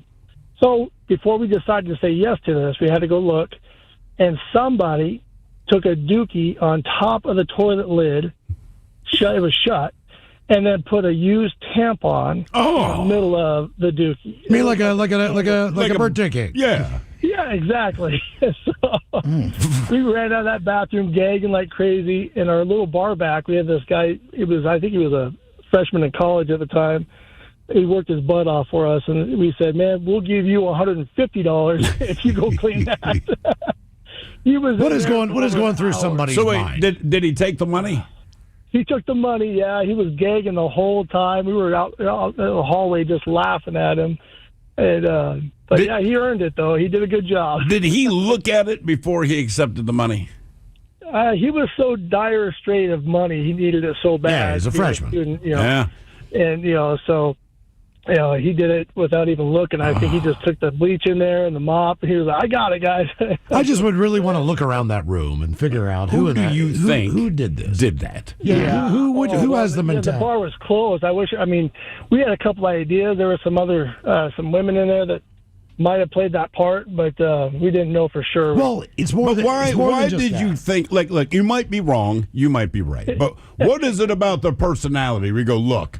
Of all the people that I've carded or watched tonight, if I had to guess who pooped on top of a toilet seat and put a used tampon in the middle like a birthday candle and a cupcake, I'm saying it was Sheila. Like, what is the vibe they give off that says, yeah, I can see this person doing that? Well, back in the day in Kirkland, there were some radical kids. I call them kids. And I was young then, too, but I think I was more mature than they were. And there was a lot of alcohol and drugs going on in that bar that, who knows? I mean, it could have been anybody, but I had a few ideas, and I wish the bar was still open. Well, the thing is that you want to know this information. Like, if a dude does this, every woman should know that this guy is capable of that, in case maybe they thought, I might want to date this person. Doing it on purpose. But that is a sheer sign right there that no matter what the deal is, you don't want to be friends with them. No. I mean, I left to turn it in a hotel. You left the question mark. Yeah, but it was in the toilet. The toilet. All they had to do was flush. I was just and it impressed goes away. Just how perfect of a question mark it was. Yeah. Still gross. It is It's still gross, but you didn't do it on top of the toilet. And you didn't add anything to it. Like, pooping on top of a toilet seat is gross enough, but you're like, but for my master stroke, here's a tampon. Like, dude, how far do you need to carry this? You're going to wake up with like a knife over you. Yeah, no kidding, man. That's got to be she knew somebody.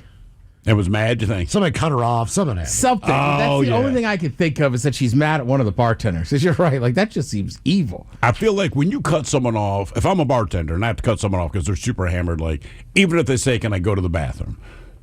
No. Yeah. Or you have to go in with the bouncer because that's where you're going to do your power. But if you're at the point to be cut off, I don't even think you're capable of that. I mean, as far as the balance goes, the entire... Right, to pull all that off. Yeah, you're buzzed and think it's funny. How did a toilet saver ruin the day? 206-803-ROCK. Probably find out like it was a nun or something. I just thought it'd be funny. It's just like, why do it on top? And they'd be like, add an extra little bonus. Boom. Hello, Jeff. Welcome to the men's room. Hola from Olala. Hola. Hey, so mine's a multi-crapper story. In the when I was in the Gulf War, we were in the log train, so we had outhouses, like four stalls for every building, and they were 55-gallon drums cut in half that would fill up, and you have to burn it, right? So my gunny, it was about 110 degrees. I make him mad a lot, so he goes, Shively, you're going to burn these crappers today. And he and I were the only ones in the encampment at the day. So 2 hours, I'm dragging these crappers full of pee and poop across the sand, so it's sloshing everywhere. And I'm sweating, it stinks, and right when I get all 16 of them assembled, I fill it up with diesel, and the wind shifted, blew right in camp. I lit all 16 up. It saved my day because he ruined mine, but I got even. How bad did that smell? Does it smell like diesel and S burning? Yes. Well, I've never smelled burning poop.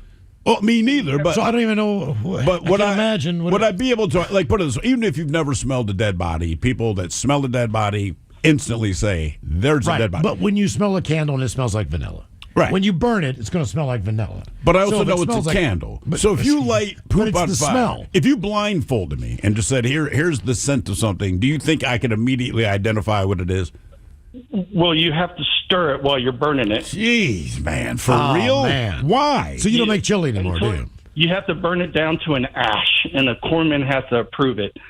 So 4 hours out there burning crap. It takes 4 hours on average to burn poop down to ash. Well, my gunny kept messing with me, and I had to keep lighting it, and Do you then smell like it for the rest of the day or a couple days? I didn't shower for like 3 weeks, but I took a cold shower after that day. Wow, so that was the motivation. Like, all right, time to get clean. And then, but my camis, they were already charcoaled from the chem suits, and you stank after 3 months. Yeah, but you don't smell like that. The diesel got out. The diesel and that stench. The diesel's not what I'm worried about. If you smell like diesel, I go okay, but you also smell like burnt crap. Getting it off your boots and out of your boots and fun stuff. That sounds again not in the ads Army, for the Army, Navy, Air Force. How did a toilet saver ruin the day? 206-803-ROCK. Hello, Adam. Welcome to the men's room. Hola, bicholas. Hola. Okay, so I was about 12 years old, hanging out with my buddies, playing around. I had to go use the bathroom and open up the bathroom door, and my buddy's older sister that was like 18, 19 was in the bathroom shooting up heroin. Jeez. She passed out and completely cracked the whole bathroom. Oh, probably had a seizure. Oh, she had something going on. Yeah. They had to bring in the medics and everything. She lived, but all her bowels expelled while she was sitting pants down on the toilet. And as a 12-year-old, were you able to recognize the fact that she was doing drugs? No, not really. Yeah, I mean, you just see somebody on the floor covered in crack. Yeah, you don't know. You don't know what's going on. She must be on heroin. Now you're just like, you are nasty. She looked dead. She looked dead to us. Okay, well, yeah, that's fair. I mean, even when their eyes are open, they look dead. Yeah. By the way, regarding the bouncer that called, there's the women's bathroom, the pile of crap with the tampon in it. Mad Greek 253 here says, my wife has said that those will pop out when you're doing your business if you forgot you had one in. Also, she perfectly put that in the top of that. But it still begs the question, why did you poop on top of the toilet lid? Even if that's the case, you go like, okay, I'll forgive you that, but you still took a dump on top. If you open the toilet and it was clogged, then you could say, okay, well, you could have gone into a different stall. Sure. Or whatever the deal is. But if you did it on top of the lid, man. But now we know. They can pop out. How did a toilet saver ruin the day? 206-803-ROCK. Plus, you're out. Like, I get waking up in the morning and it's like, oh, we got to go. Yeah. But generally, when you're out, you can kind of feel your stomach starting, and you're like, oh, I'm going to have to poop outside. You know what I mean? Sure. Like, Miles, like me and you at the Hofbrauhaus in Munich. Yeah. Right? Like, it was just eventually, after a while, it was like, all right, I got to do this. Right. But you kind of hope, like... You got to remember, there's a line out the door of 100 people. That's how packed this place is. I just don't think this woman, like, that's what I'm saying. She did this on purpose. It had to be on purpose. Right, because if that toilet was already full of poo, she could have easily gone... To another toilet. Toilet's full. Or you still go on top like a porta potty. Like, it's not awesome. Or in a club, you knock on the men's bathroom and say, hey, that's true. We got a problem in there. I need to come in here. They always do. And any guy in a club will go ahead. I don't care. Whatever. Hello, Sammy. Welcome to the men's room. Hola, Petrolas. Hola. So this story happened about 10 years ago. At the time I was with a truck driver, and it was his birthday, so we went out. We went and had, like, the seafood fancy dinner or whatever, and then we were going to get in the truck and go. No big deal, like, happy birthday, yada, yada, yada. Well, we get about an hour away from where we picked up our load, and we're heading out, and I look over at him, and he is just sweating bullets. He looks clammy. He's, like, shifting his, legs, sitting uncomfortably. And he's like, I got to go, and I got to go, like, now. So luckily, I was like, well, hey, man, I know there's a truck stop, about 5 minutes. If you take this exit, we'll get there. We get there, and it's December, and I don't know if you guys are familiar with Eastern Washington in December, but it was snowing, the whole works, right? We come slamming in this parking lot, and he is hopping out the truck. The truck's barely put in park, and he's running towards this little restaurant that's in the truck stop. I'm watching him, and he's trying to run to the restroom, and he slips and just lands straight on his ass in the parking lot. So he hops up, he's covered in snow, and he runs in this restaurant to go use their restroom. And I'm sitting in there, sitting in the truck. It's been about 15, 20 minutes now, and I'm like, oh, man, poor guy, like, he's dying. And he comes out, and he just looks like somebody kicked him in the bees as hard as possible, right? So he comes shuffling his feet, getting in the truck, and I'm like, hey, you good? And he's like, man, I almost lost it when I slipped and fell. And I'm like, oh, yeah, I saw you running. He goes, man, I barely made it to the toilet, and the guy that was working in there started yelling and screaming at me because I made a mess in the bathroom. Ooh. And I was like, uh-oh. So, long story short, he damn near crapped his pants from slipping and falling in the snow, and he blew up this poor little restaurant's bathroom. No, needless to say, we never stopped at that truck stop again. So he actually left behind remnants in that bathroom and got yelled at. Apparently he barely made it, and I don't know if he just didn't make it all in the toilet or if well, that's the problem. Like you're a truck driver, man. You might see a McDonald's. Where are you going to park your truck? Yeah, I mean, you're limited. I'm sure you could leave it on the side of the road. If it's that bad, I'm blocking traffic. Yeah. Like, I got to go, man. Your guess is as good as mine. Count up our categories today: the most fun cities in America and warm weather destinations. And we've got your emails on the way next from the men's room at KISW.com.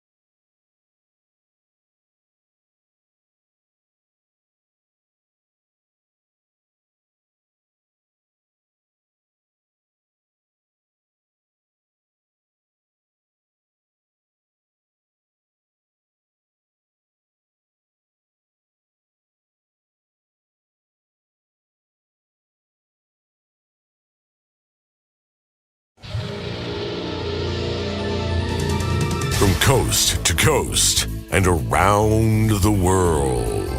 If it's not important, you'll hear it here, exclusively on In Action News. Here now are Stone Ledbetter and Felix Foxworthy. Before we begin, Felix, I have to ask, what happened to you this weekend? Oh, nothing, man. Why? You're covered in bandages. Oh, that? Yeah, man. I was helping my uncle at his dairy farm. What happened at the dairy farm that left you with so many cuts and bruises? The most common injuries from cows include kicks or headbutts or getting trampled even. Yeah, my uncle doesn't have cows, man. Goats? Nope. Sheep? No, not on his dairy farm, Playboy.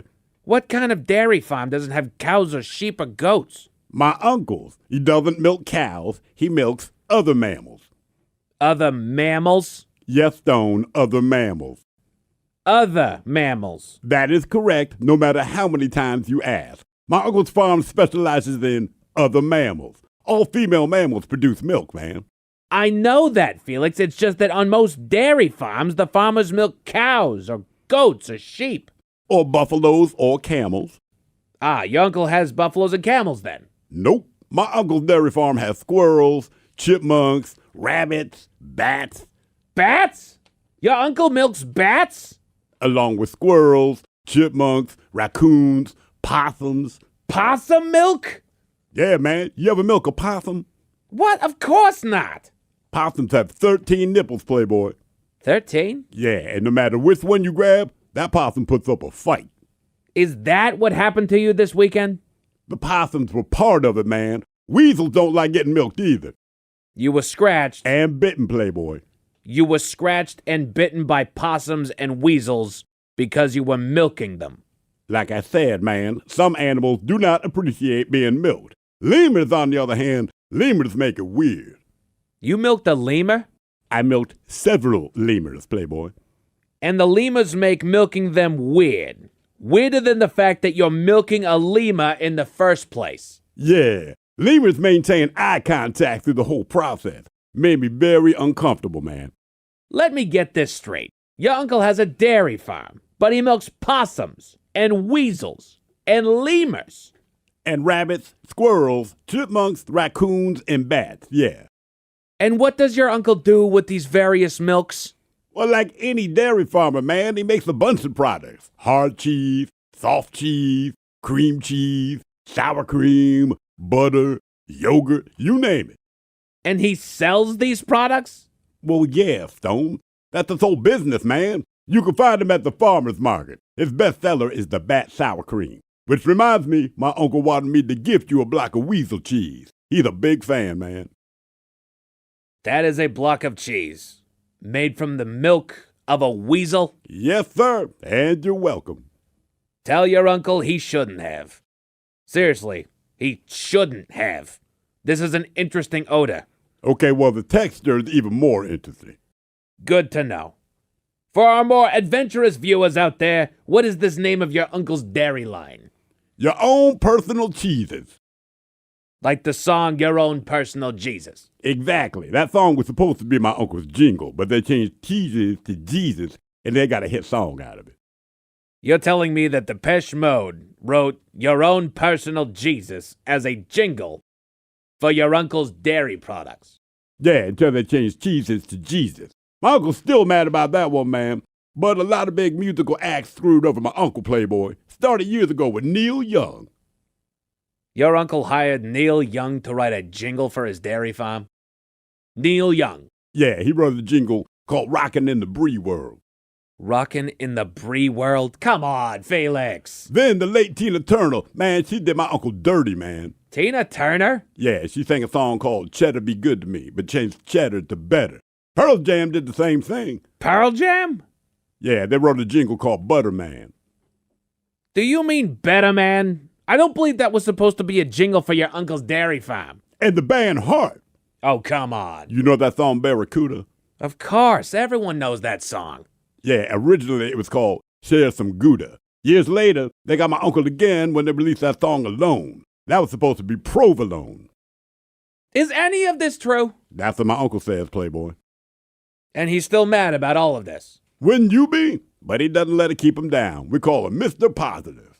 Mr. Positive. Is your uncle a glass half full type of guy? No, man, he has HIV. We'll be back next hour.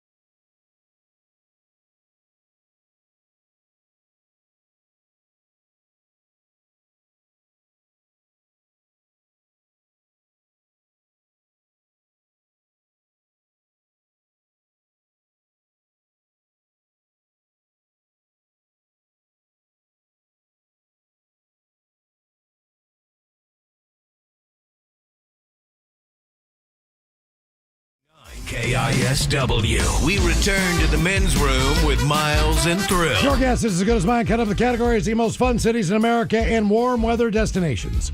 But first, time for a few emails to the men's room at KISW.com. You've got mail. You've got mail. We've got one birthday today, brought to you by Men's Room Roasted Red Salsa from San Juan Salsa Company. Dip responsibly. Old Bacholas, today is our son-in-law Skylar, pronounced Skid Dizzle's 30th trip around the sun. How about a Leroy Jenkins, green beans, and how about some dad jokes for Miles? Love you, Skid. That from Jeff and Kimmy, who say, stay fresh, my friends. Let's do this. Leroy Green bean. What? Green bean. Okay. Green bean. Jaw. Green bean. Here's some dad jokes. What is the difference between an escaped prisoner and an orphan? I don't know. One is wanted. Get it? Damn. Get it? Huh? Did you know that if you sneeze and fart at the same time, your body takes a screenshot? Ted, you'll get this one. Why did they briefly stop the hockey game at a leper colony? Because everybody kept losing their face-off? It was a face-off, yeah. Lepers and orphans. Here's a good one for the holidays. It never dries up. A dad walks into a bar and stays there my entire childhood.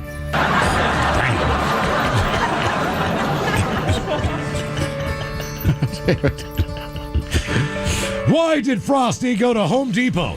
Why did Frosty go to Home Depot? Get a snowblower. Yes. Only because Lowe's was cold. Closed. And here's a Mike Tyson joke. How do you think the unthinkable? Hit it with an iceberg. With an iceberg. All right, guys, here you go. Happy, happy, happy birthday. Happy, happy, happy birthday. Happy, happy, happy birthday to you, to you, to you. Ya's a Dirty Germans brought to you by Men's Room Original Sausage. Available through Uli's World Famous Sausage, mensroomlive.com, and other fine retailers. Schweinefleisch. Think about let's get a contestant on the line now for your guess is as good as mine. 206-803-ROCK. While we're waiting for a contestant, a couple of extra emails since we were gone for a while there. Ola Dinosaurs. Just found your Ola Days Porter at Hops and Drops in Snohomish. Nice. My first time trying the Holiday Porter, and god damn it, is that a tasty beer. Yes, it is. I like it so much I bought a growler to last me through the holidays. Thanks for all you guys doing the fantastic beer. That from Jason and Lake Stevens. Come on, Jason. You got to get back in there and order more. Yeah, man. Growler's not going to last you through the holidays. You know it didn't. As we get more updates on where the beer is being found on draft only, I just know the list that is as updated as we've got it. It's at KISW.com. Yeah. So you can go there and check some of that stuff out. Hopefully you'll get one close to you. I think Murphy's, the Irish pub that you like, yes. I like, on 45th and Wallingford. Wallingford has got it. And it's a fun bar. That is a good spot. That's a double whammy of good right there. That's one of those bars that took me, after living here 20 years, took me 18 years to get into. Right, it's one of those and I was places. like, how have I never been here? And I went there because a friend invited me to see his band play. So I'm like, sure. So me and the wife go in. All three bartenders are like, dude, love the show. Come in more. They treat you well. It's a cool spot. Great food. Great beer selection. Not only that, I mean, if you go across the street, there's the Octopus Bar. Mm-hmm. That's another great bar. Yeah. Wallingford's got a Sea Monsters up in there. Subject to live stream. Guys, I've been watching you guys on YouTube on the live stream all week. I am so happy I can watch you guys talk about everything. It's great. Keep it up. That from Chris in Lakewood is yes. Oh, cool. We are now on YouTube at KISW Rock. Couple more here. What do we got? Guys, and this is from Katie. Is it appropriate to tell a stranger that his pants zipper is down? I work at a retail store, and when I was ringing up a customer the other day, Ted just checked. I couldn't help but notice that his zipper was down the entire time. Yeah, absolutely say something, man. Like, it's not a great moment for either of you, but the appreciation. You know, and maybe you're thinking because you're a woman, you're telling a guy, it doesn't matter. I've had both genders tell me, hey, man, your fly's down. And it's just good looking out. Well, and then also, I wonder how long has it been down and who didn't tell me? And why were you looking down there anyway? Because he was sporting. Exactly. My question is, all right, so the fly, everyone can agree, you know, stranger or not, if someone's fly's down, like, hey, man, your fly's down. Something in their teeth, but it's a stranger. Do you tell them? I feel like the fly, I have no problem saying, hey, man, your fly's down. Even a woman, hey, your fly's down. I feel like there's something in your teeth, but we don't know each other. I think it depends on where it is. All right. Like, if it's like, it's just stuck on a tooth, yeah, I'll be like, hey, man, there's something on your tooth. But sometimes if it's stuck in that middle zone, you don't know if they just don't brush or flush. Well, how long do you think your fly was down today? I don't know. I mean, I walked through the lobby. Was your fly down? Yeah, when Castle came into the office to talk to us, I sat down and I just thought, I should put my fly up. I did not notice that. That is funny. I'd have told you if I did. That's what I'm saying. So fly, definitely. I told you the worst one was I put my dad's ashes into a, I don't know what you call that. Urn? What is it? It's already in a box. It's already kind of in the urn, but it's at Arlington National Cemetery. They've done the gunfire. They folded the flag. Everybody's in tears. My whole job this time is at his first funeral, I did the talk. Yeah. So this one, my brother goes, you just walk it over there. And, you know, it's Arlington National. Sure. So you're trying to be very solemn and do the correct thing. And I hand it up to the guy, and he puts it on a little shelf. And I turn around, and my uncle's like, your fly's down. Well, maybe it broke the ice a little bit. You know what? I mean, it kind of did. It just was like... Really? Now? This is what my fly is. Okay. Right? And you're kind of like, all right, Dad's in there. We did it. You know, kind of that. I don't, you know, it's still very sad. Just a second. I mean, I just lock eyes with Uncle Phil. Yeah. Fly is down. Do you zip it up instantly? Correct. So that everybody could know at that point that it had been down the whole time. That's the worst part, because I'm always like, all right, in a situation like that, all eyes are on me because of what you just did, right? Yeah. They probably notice my fly's down, but when I zip it up and acknowledge that I know my fly's down, does that make it more embarrassing or less? You know, in my family, I think it was all right. Your family doesn't matter. It kind of fell off the off the rails. This flies down. Yeah. Well, just where they do the ceremony, it's all concrete, and the guy even said, just so you know, they're blanks, but it is going to be jarring. Sure. And we're like, no, it's fine. And they fire that first round. Babies are screaming. My flies down. It was in that show. Well, when I was at my mom's house, I was sleeping in my boxers, you know. All right. So I get up and I'm upside down. So I think I got up there and it was 10 or 7 our time. Sure. So I get up at 10, so everybody's already up. Yeah. So we're all in the living room. I'm walking down the hallway. I'm like, I'm going to use the bathroom real quick. Then I'll put on some, sweatpants or whatever. I'm walking down the hallway, man. I'm like, my wang is completely out of the pocket in the front. Top of the morning to you. Exactly. Like, Jesus, dude, tuck that thing in. What are you doing? It is awkward. Or even when you have people at your house, just the routine has to change. It's like, yes, I'll put a shirt on before I go out to the kitchen, I guess. Right. Yep. Exactly. So one time my son will put on anything other than his underwear. Because we call him Tarzan, right? Always walks around the house, nothing but underwear, doesn't care. We got people coming over. They seen people in underwear. I'm like, bro, I get it. Like, just as a general thing. Can you put on what does he do at sleepovers? A pair of shirts? I don't know. I don't ask. No one's complained. But yeah, he just walks around in his underwear. That's it. Perfect. He's not cold. He never gets cold. He never freaking gets cold. It's unbelievable. Yeah, dude, let's call him Tarzan. A couple more. What I do that is different. Guys, when I'm going to the bathroom, when I'm done shaking it off, I always use a square of toilet paper or the very bottom of my shirt to make sure that the tip is dry. The bottom of your shirt? I hate walking around with wet spots in my underwear. They're from Okay, that's fair, man. Stick with toilet paper. Don't use your shirt. Yeah, the worst is when you put it back in and then like two squirt. Oh, yeah. God, I was done. I shook it. I gave you muscle pumps. I did the shake. It's been years of doing this, man. We got a system. Yeah, you feel like a moron. It's like, I'm old enough, but somehow this happened. Like I'm wet. And one more, anything that I have to set numerically absolutely has to be on an odd number. Radio, TV, heater, and so on. Not sure why. That from Raymond from Klamath Falls. Has to be an. What do you mean put the radio? You mean volume? You set the thermostat to 69. All right. Noise. Or 70. But not 70. Right. That would be the idea, I guess, on that. All right, time for all your guesses as good as mine. It's an easy game to play. You pick from one of 2 categories. Try to get as many right in said category before 3 strikes and you're out, and we just lost them, didn't we? We did. Yeah. All right, you guys are going to play amongst yourselves. So, the categories today, we have the best winter vacation destinations for warm weather lovers. If you want to get out of here and go someplace warm, it's also affordable and fun. These are the top 10 cities to do that. I also have it broken down by state, if that'll help you guys out. Also, we have the most fun cities in America. This was just released today from a while ago. They compared more than 180 U.S. cities across 65 key metrics, ranging from fitness clubs per capita. I don't know. That's fun. Super fun. Yeah. To movie costs, to the average business hours of breweries. All kinds of different stuff. That is fun. How late bars stay open? That is fun. Live venues, all those different things. So where do you guys want to go? Do you guys want to go the funnest cities in America or the best destinations for warm weather lovers? Said I would say go fun because while I don't think Denver's fun, you thought Denver was fun. We know that Denver's on the list. So clearly you have tapped into something I just don't understand. All right. I'll give you some of the stats real quick. All right.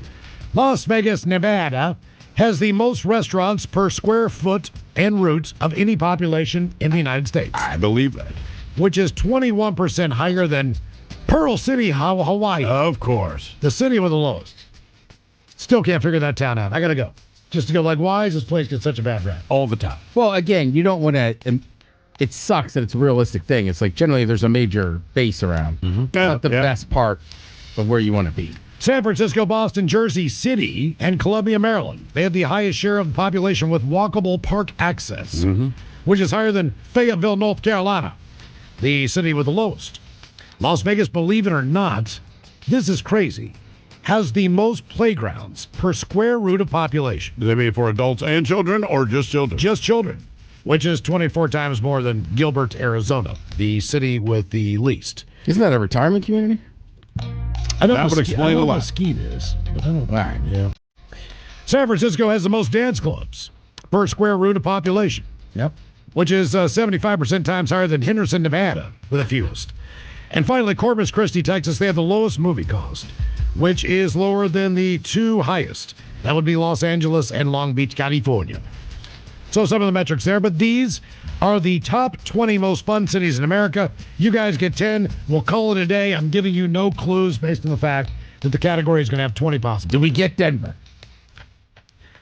Yes, number 12, Ted. Denver, Colorado, number 12 on the list. I'd say New York City. New York City's number 14. Really? Yeah. I've always had New a York, good time. New York. Yeah, me too. Las Vegas. Las Vegas is number 1. That, as they say, is the funnest city in America, and I think it's earned that title. It's earned. I cannot believe you said Nashville is not on this list. Nashville's not on the list. Wow. Not on the top 20. How about New Orleans? New Orleans, number 5. All right. Okay. You guys have got 4 out of the 10. I'm going to make you keep going. Now, Ted, I was going to say D.C. Think that qualifies? What was it again? Fitness clubs? There's 65 metrics on it. Right. I mean, you got Everything parks, from you definitely have movie fitness cars, clubs, you got a lot of bars, restaurants, ton of restaurants, nightlife. Yeah. We'll go to D.C. D.C. Number 19. All right. All right. Barely. So we got it. Okay. Snuck one in. Miami. Number 3. Wow. Yeah. No strikes. You guys have got 6 out of the 20. Got to be something in the Midwest, right? And we got Denver. Like Chicago. Ooh, Chicago's strong. What do you think? Austin? I love Austin, but Nashville not being on there scares me. Yeah, that's a good point. Let's go Chicago. Chicago, Illinois, number 11. All right. Some of these you're not going to believe. All right. Now, what about a play? It's not my speed, but Atlanta.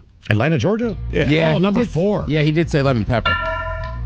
He did say that. Yep. Think about amusement. So, L.A., Orlando, Florida. Number 2.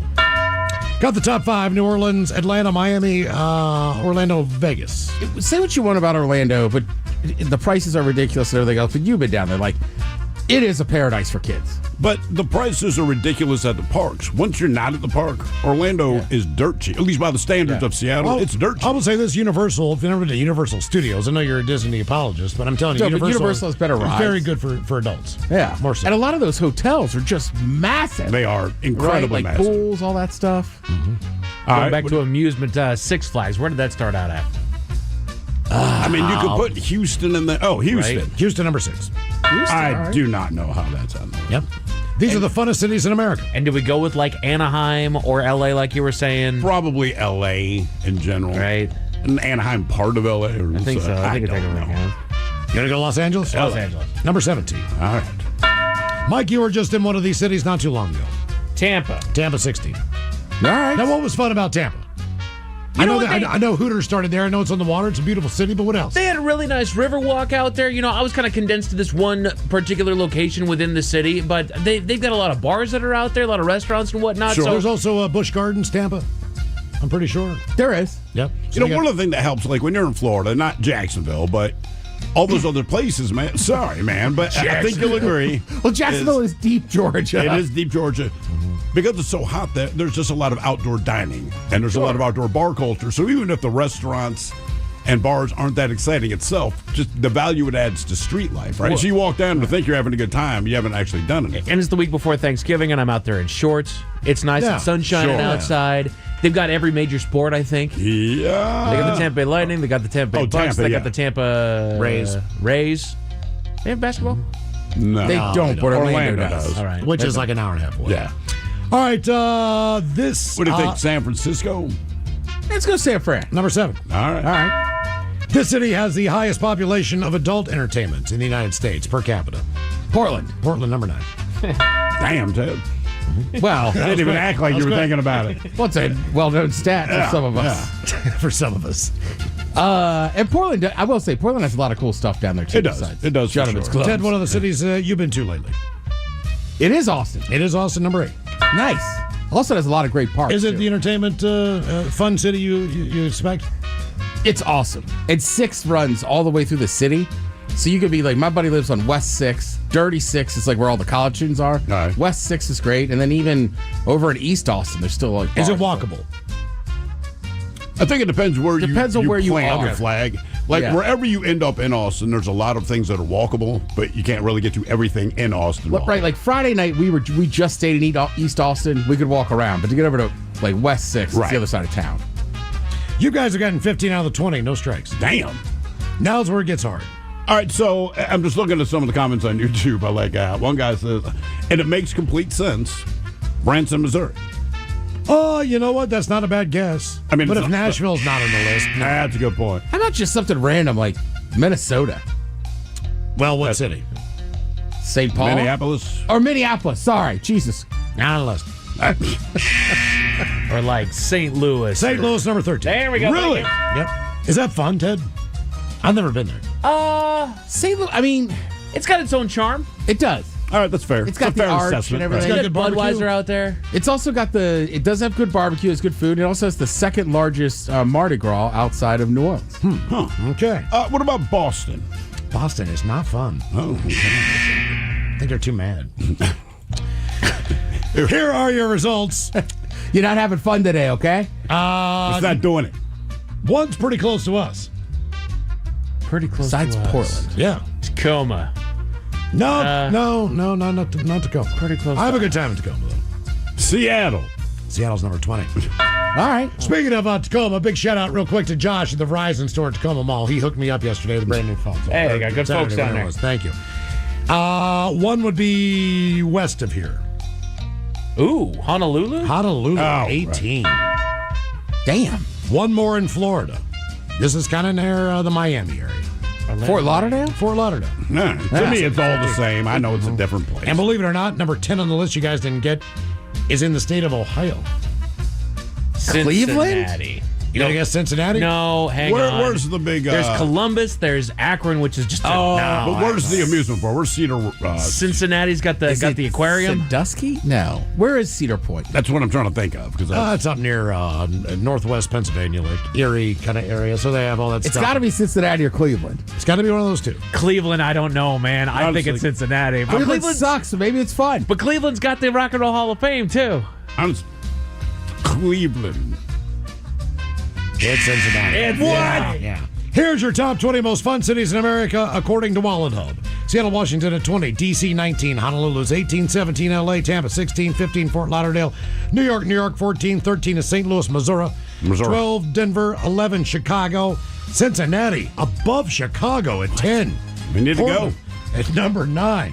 Austin, Texas 8, 7, San Francisco, Houston 6, New Orleans 5, Atlanta 4, Miami 3, Orlando 2, and your number 1 most fun city in America, that would be Las Vegas, Nevada. There you go. All right, coming up at 5:08, we'll drink and toast with the shot of the day. You are listening to The Men's Room.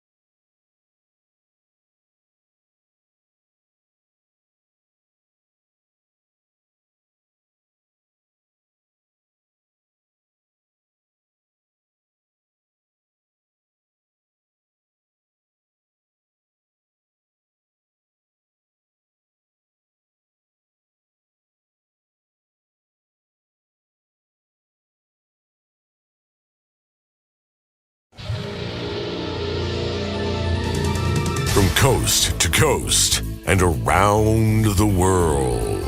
If it's not important, you'll hear it here, exclusively on In Action News. Here now are Stone Ledbetter and Felix Foxworthy. Before we begin, Felix, I have to ask, what happened to you this weekend? Oh, nothing, man. Why? You're covered in bandages. Oh, that? Yeah, man. I was helping my uncle at his dairy farm. What happened at the dairy farm that left you with so many cuts and bruises? The most common injuries from cows include kicks or headbutts or getting trampled even. Yeah, my uncle doesn't have cows, man. Goats? Nope. Sheep? No, not on his dairy farm, Playboy. What kind of dairy farm doesn't have cows or sheep or goats? My uncle's. He doesn't milk cows. He milks other mammals. Other mammals? Yes, Stone, other mammals. Other mammals. That is correct, no matter how many times you ask. My uncle's farm specializes in other mammals. All female mammals produce milk, man.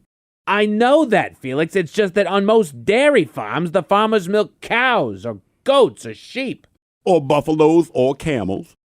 Ah, your uncle has buffaloes and camels then? Nope. My uncle's dairy farm has squirrels, chipmunks, rabbits, bats. Bats? Your uncle milks bats? Along with squirrels, chipmunks, raccoons, possums. Possum milk? Yeah, man. You ever milk a possum? What? Of course not. Possums have 13 nipples, Playboy. 13? Yeah, and no matter which one you grab, that possum puts up a fight. Is that what happened to you this weekend? The possums were part of it, man. Weasels don't like getting milked either. You were scratched. And bitten, Playboy. You were scratched and bitten by possums and weasels because you were milking them. Like I said, man, some animals do not appreciate being milked. Lemurs, on the other hand, lemurs make it weird.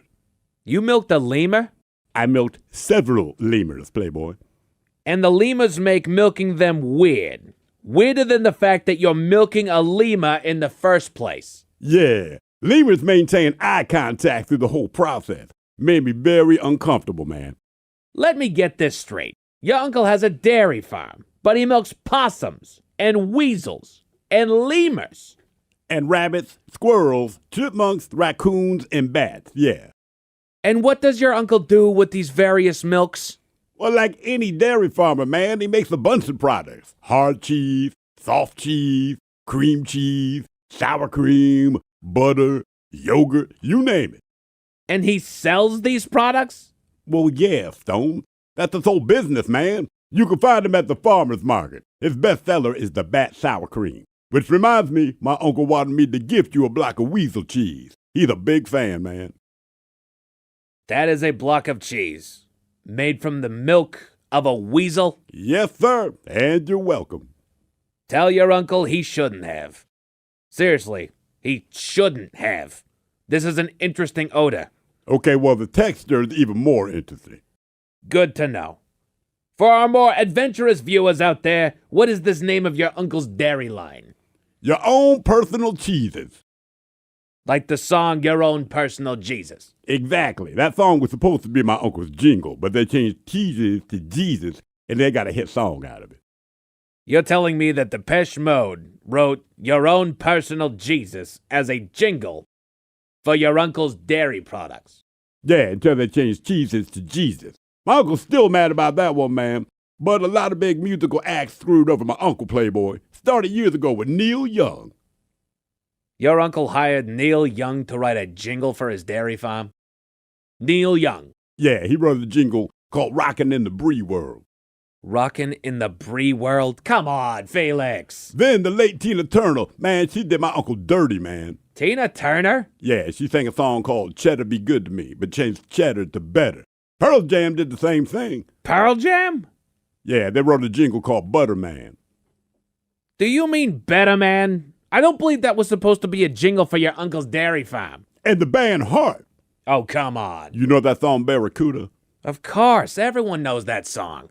Yeah, originally it was called Share Some Gouda. Years later, they got my uncle again when they released that song Alone. That was supposed to be Provolone. Is any of this true? That's what my uncle says, Playboy. And he's still mad about all of this. Wouldn't you be? but he doesn't let it keep him down. We call him Mr. Positive. Mr. Positive. Is your uncle a glass half full type of guy? No, man, he has HIV. We'll be back next hour.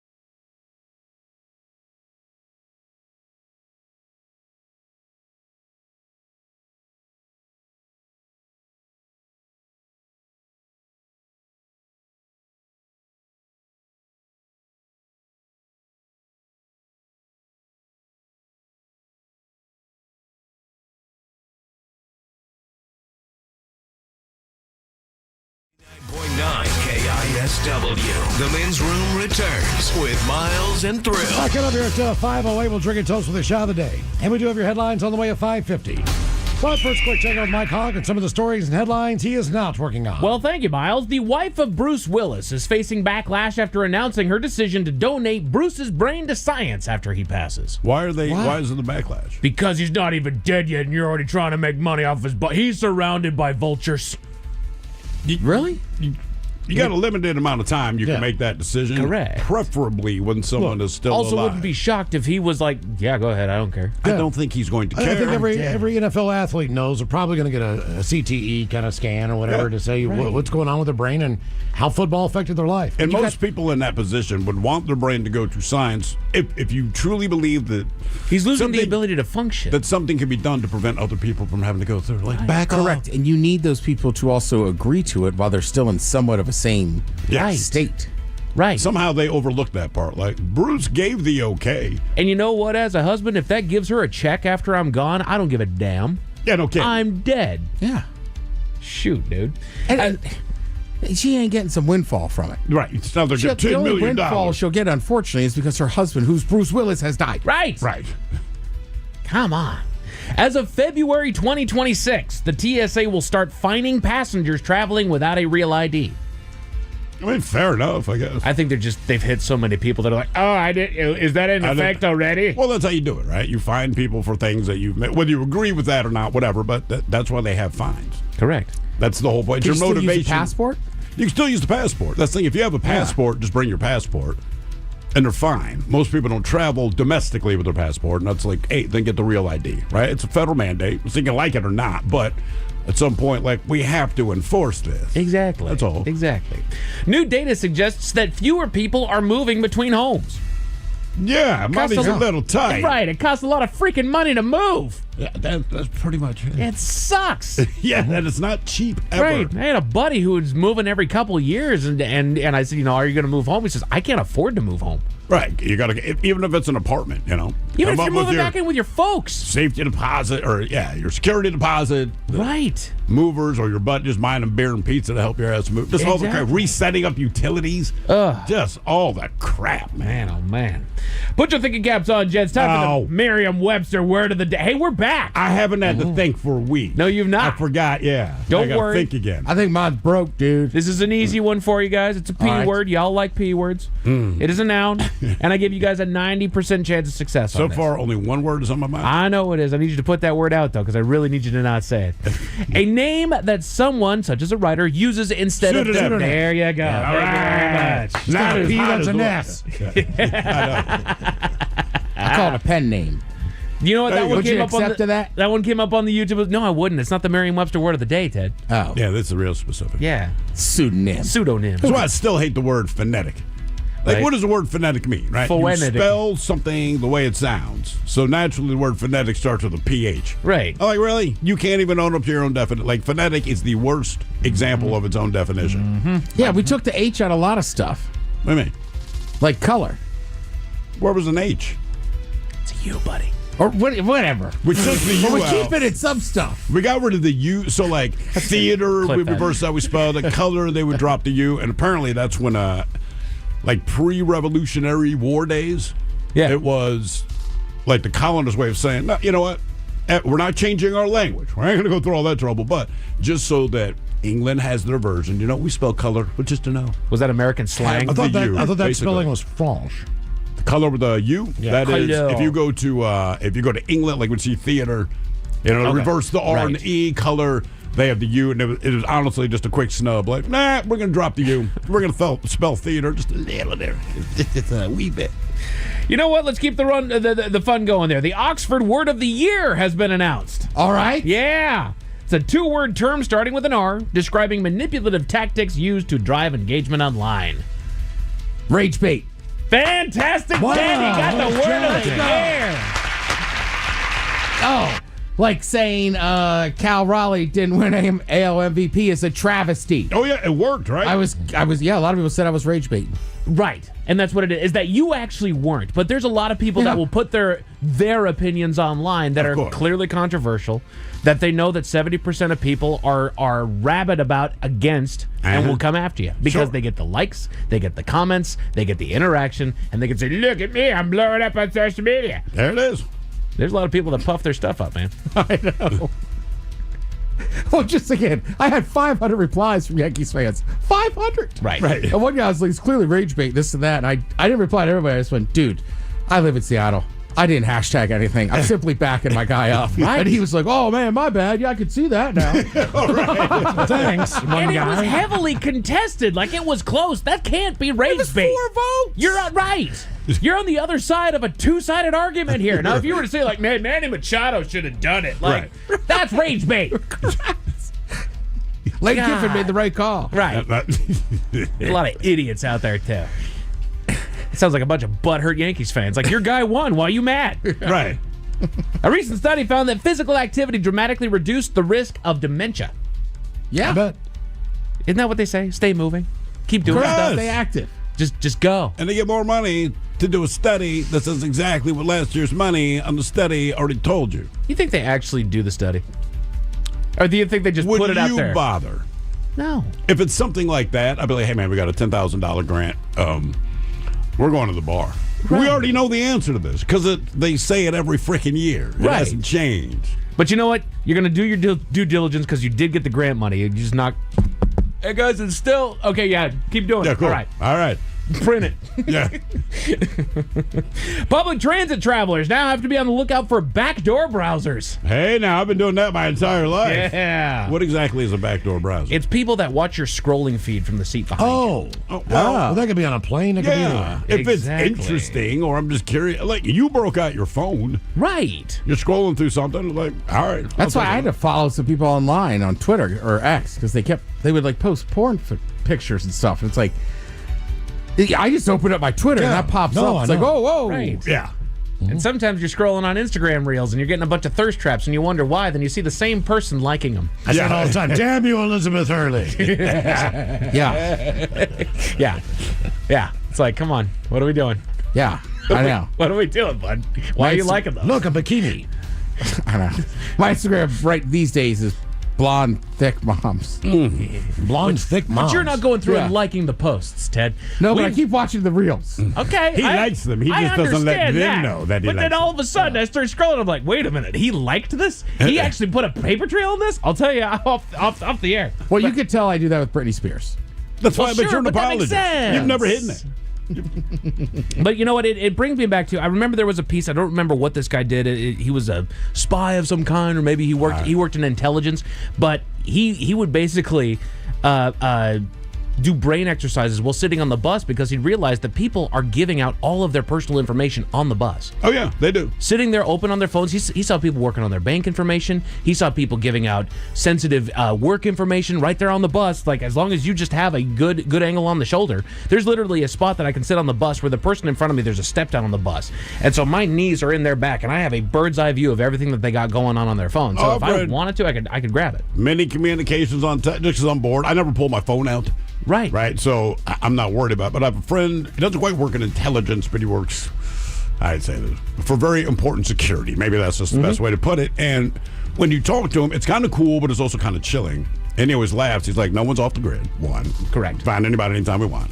Two, all of your personal information's out there. Like every time he's like, it's all out there. And he goes, people just think they are more interesting than they are. It's like, correct. We're not looking for you. But if we were, we know all of your info. Everyone puts it out all the time. It's like, we don't care. Right. We're the boring book in the library, okay? Yeah. Nobody's reading it, but if we need to reference we'll find it. If you pop up, right, if there's a red flag, sure. But it's all there. We know. We just don't care. But you know what? Coming back to it, that's just that's one of the places that you should not use your phone, right? The Men's Room Top 10. The Men's Room Top 10.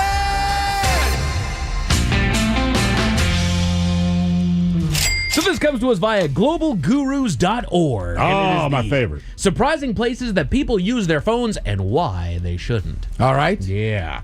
So what we got here, they bottom of the list, they say in the sauna or the steam room. Well, that would make sense.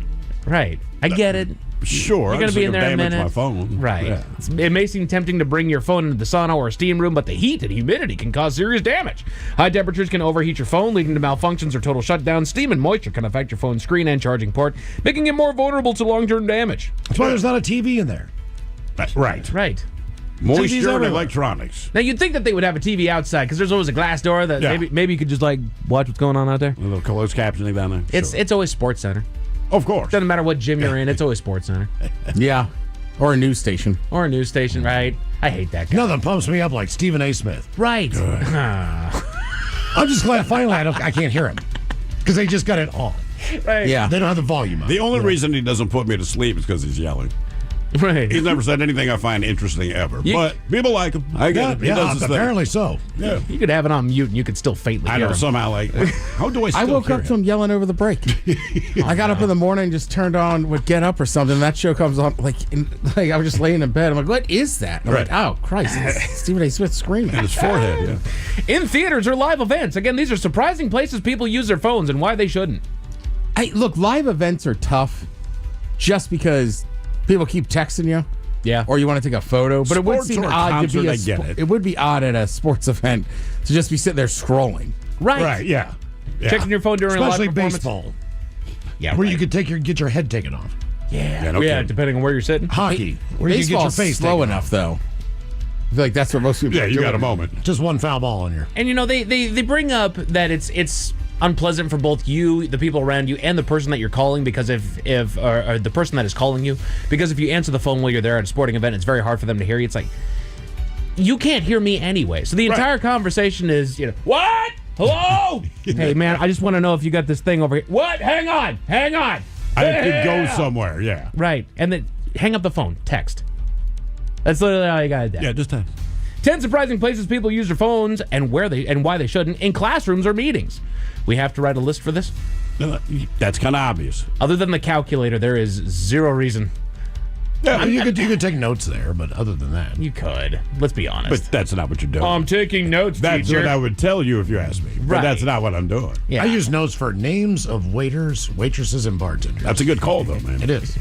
I do. It is. Yeah, It's a great call. Oh yeah, just so I can go there and go, hey, Katie, what's up? Yeah. I'll do that. I do that all the time. Keep people's names in there. Yeah, I do too. Near water.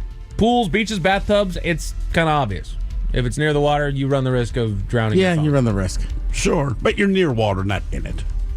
Yeah. Like if you're at the pool and you're laid out doing whatever. And again, I'm not a big phone guy, but I get it if you're using it there. If you jumped in the pool and you pull it out and be like, okay, well now the you're younger in it. generation, they've got one of those strap things they put around their neck that's got like the zipper top on it. So you could go swimming with your damn phone. Because that's how important it is. But they're even saying that even if your phone has a waterproof case, water and moisture can still seep in and cause damage. Sure. So even then, you still have that moist air going around. Moist. In medical facilities, using phone in medical settings can disrupt patient safety. Phones may interfere with medical devices, possibly causing equipment malfunctions. Additionally, they pose privacy concerns, especially in hospitals where patient confidentiality is critical. Yeah, grandma's incontinent still. Yeah, but they always have that. Here's our Wi-Fi when you're waiting in the room. Yeah, exactly. I mean, okay. Because they know. Also, hospitals are kind of bulletproof sometimes on just getting a signal. Yeah. For whatever reason. No kidding. Well, and no matter what, doesn't matter how extreme or benign it is that you're in there for, you're going to be in there for 2 hours. Yep. You need to kill time. Even if you're just waiting. On public transportation, people often use their phones on public transport for entertainment or to pass the time, but it can be dangerous. Phone distractions make you less aware of your surroundings, increases the risk of accidents or theft. You might also make others feel unsafe or uncomfortable. Additionally, staring at a screen reduces the quality of the commuting experience for everyone. No, it doesn't. No, listen, man, I'm going to take the light rail tonight, and I guarantee 95% of people are on the phone. Yeah. Everyone's face down on the phone waiting for the train. They are face down on the phone when they get on the train. It has no impact whatsoever on anyone's ride. They're distracted because it's boring. Right. I'm just kind of staring off into space. Like, I don't care. You run into the guy that doesn't use headphones yet? Okay, so there were two situations where it happened. One, Ozzy had just died, and there's a woman in the back, so she was rolling through all the Ozzy material. Maybe it annoyed some people. I like Ozzy, so I had no complaints, right? Fair. I'm like, cool, Crazy Train, War Pigs. I'm like, all right. But you get the occasional dude who has the headphones in, but they are singing at the top of their lungs. Where it's almost like, hey, man, it would be better if we just all played the just music. heard the song. Right. Because all I hear is you singing, and you don't sing well. Criminy. Yeah, I'm a headphone watching something on my phone almost every time I'm on the light rail. Yeah. Exactly. Especially on the weekends. It's like, well, there's sports on. Right.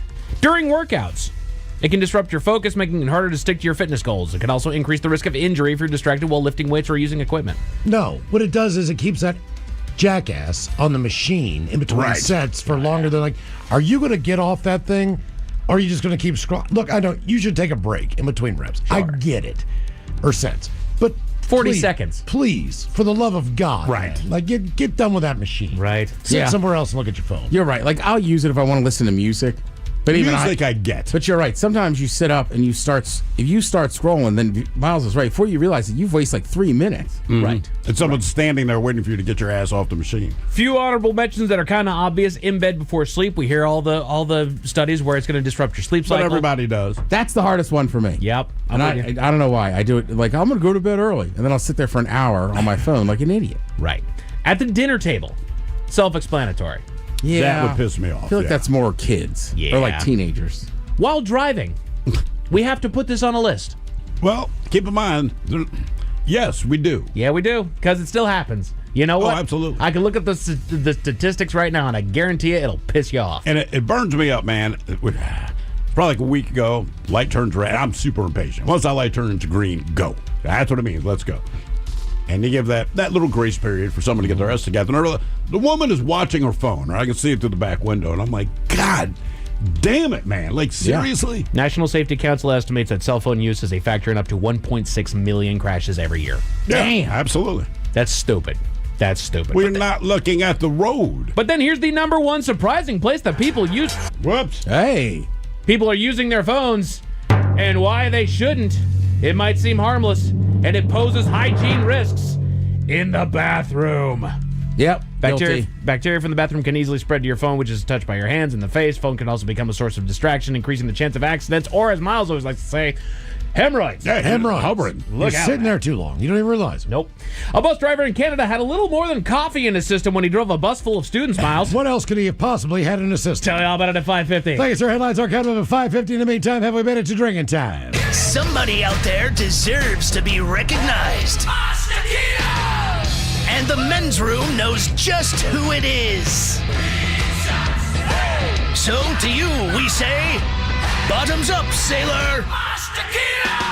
You're the toast of our shot of the day. Drink time it is, and as usual, we head to the Z Drink Desk. And Steve is thrilled to find out who we're toasting. Yes, Told indeed. you can't talk. And today we toast an anonymous man who simply ordered a delivery pizza. Now, the order was for one large hand-tossed pizza with triple pepperoni, extra cheese, banana peppers, light jalapenos, half chicken, half mushroom, half caramelized onion, half olives. Quick question.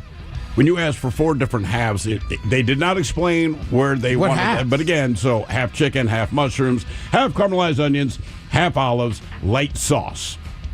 But our honoree, he did leave a note on the order that explained the situation. And it says, quote, "Yes, I know this looks insane. And you're probably like, who is this dude? I have a very pregnant wife. I'm done questioning what she wants. I'm scared of her. And honestly, you should be too. Thank you and Godspeed." So they made the pizza and delivered it to him. Oh, Did yeah. they make it in quarters? I think he had to clarify exactly where she wanted the abs. He's just like, look, I know what this sounds like. I'm actually going to send a note to explain my wife's pregnant. I'm terrified of her. You'd be scared of her. If you met her, please do it. So they did it and delivered him the pizza. And I think they actually gave him a discount. So I'm going to start using that excuse. So we pour this booze, and we drink this booze because we think it's yummy. Yummy! So over the tongue and down the throat to party in our tummies. Down the hola bijola. All right, it's going to get Tess on the line now for Profile This, 206-803-ROCK. Profile This is next.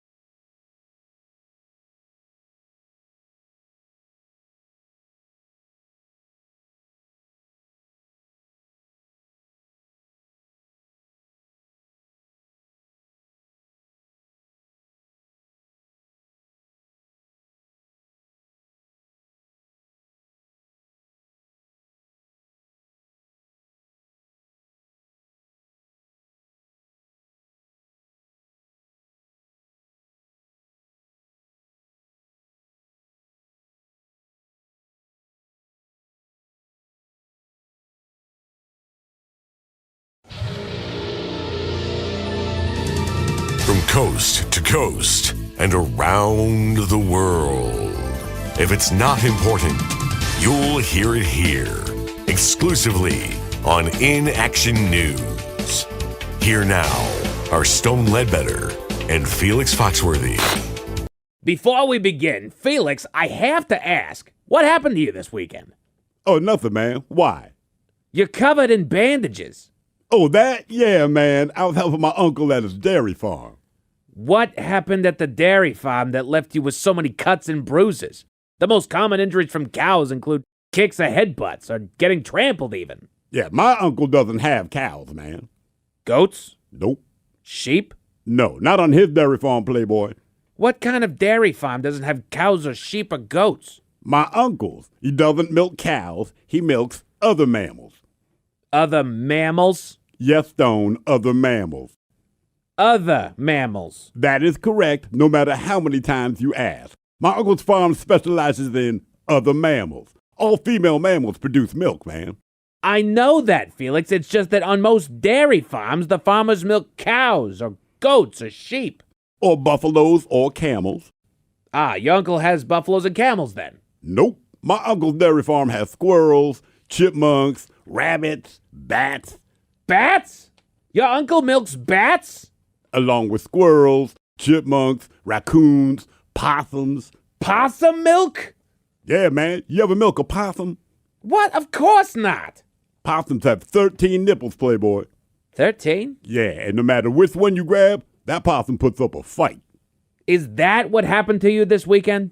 The possums were part of it, man. Weasels don't like getting milked either. You were scratched. And bitten, Playboy. You were scratched and bitten by possums and weasels because you were milking them. Like I said, man, some animals do not appreciate being milked. Lemurs, on the other hand, lemurs make it weird. You milked a lemur? I milked several lemurs, Playboy. And the lemurs make milking them weird. Weirder than the fact that you're milking a lemur in the first place. Yeah, lemurs maintain eye contact through the whole process. Made me very uncomfortable, man.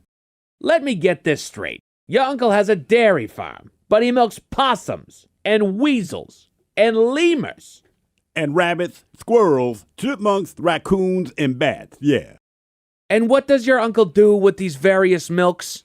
Well, like any dairy farmer, man, he makes a bunch of products. Hard cheese, soft cheese, cream cheese, sour cream, butter, yogurt, you name it.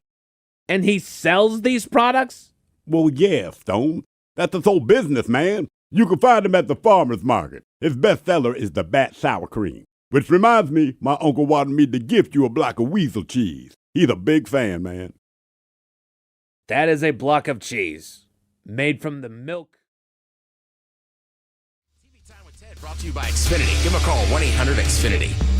The Men's Room presents Profile This. And Stephen Throwhill, could you please tell everyone how Profile This is played? Oh, I sure can, Miles. It's a simple game where we share with you a real-life news story. Something that happened right here on planet Earth. Earth. And as you listen to the story, based on the stereotypes you believe to be true of people and the decisions that people make, we'll ask you what it is you think makes the story a story. Hello, Dave. Welcome to the Men's Room. Liquor and whores. Liquor and whores. All right, Dave, you understand how this here game is played? Yes, I do. All right, you have a choice today of one of three categories. We have interior decorating, where you guess the foreign object that ended up on the inside of someone. Animalize This, where you guess the animal responsible for causing the problem. And finally today, License to Spill, where you guess the substance responsible for creating the mess.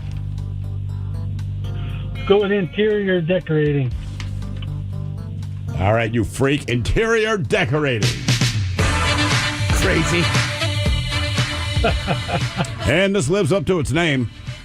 A man has claimed that he accidentally managed to lodge something up his butt and it ended up getting stuck. Medical staff at Lee General Hospital, they only realized the extent of the issue when the item popped up during an x-ray scan.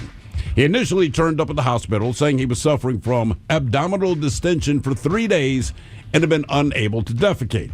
Well, despite the huge job on their hands, doctors quickly acted by trying to remove the object externally, but to no avail.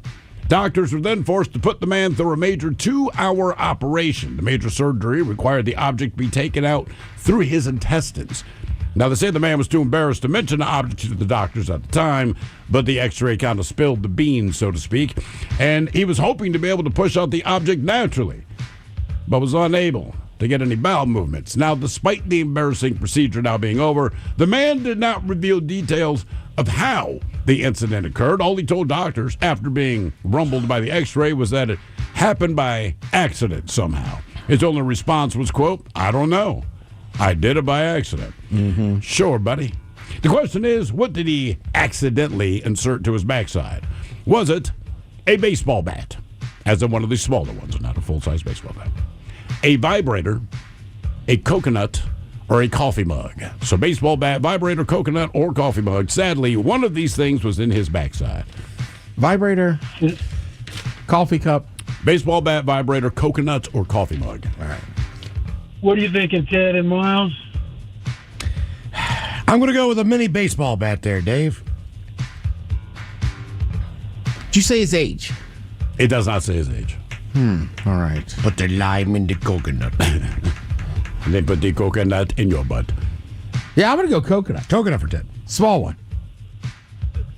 Yeah, I don't think it was an accident, but I'm Well, going clearly coconut wasn't. as well.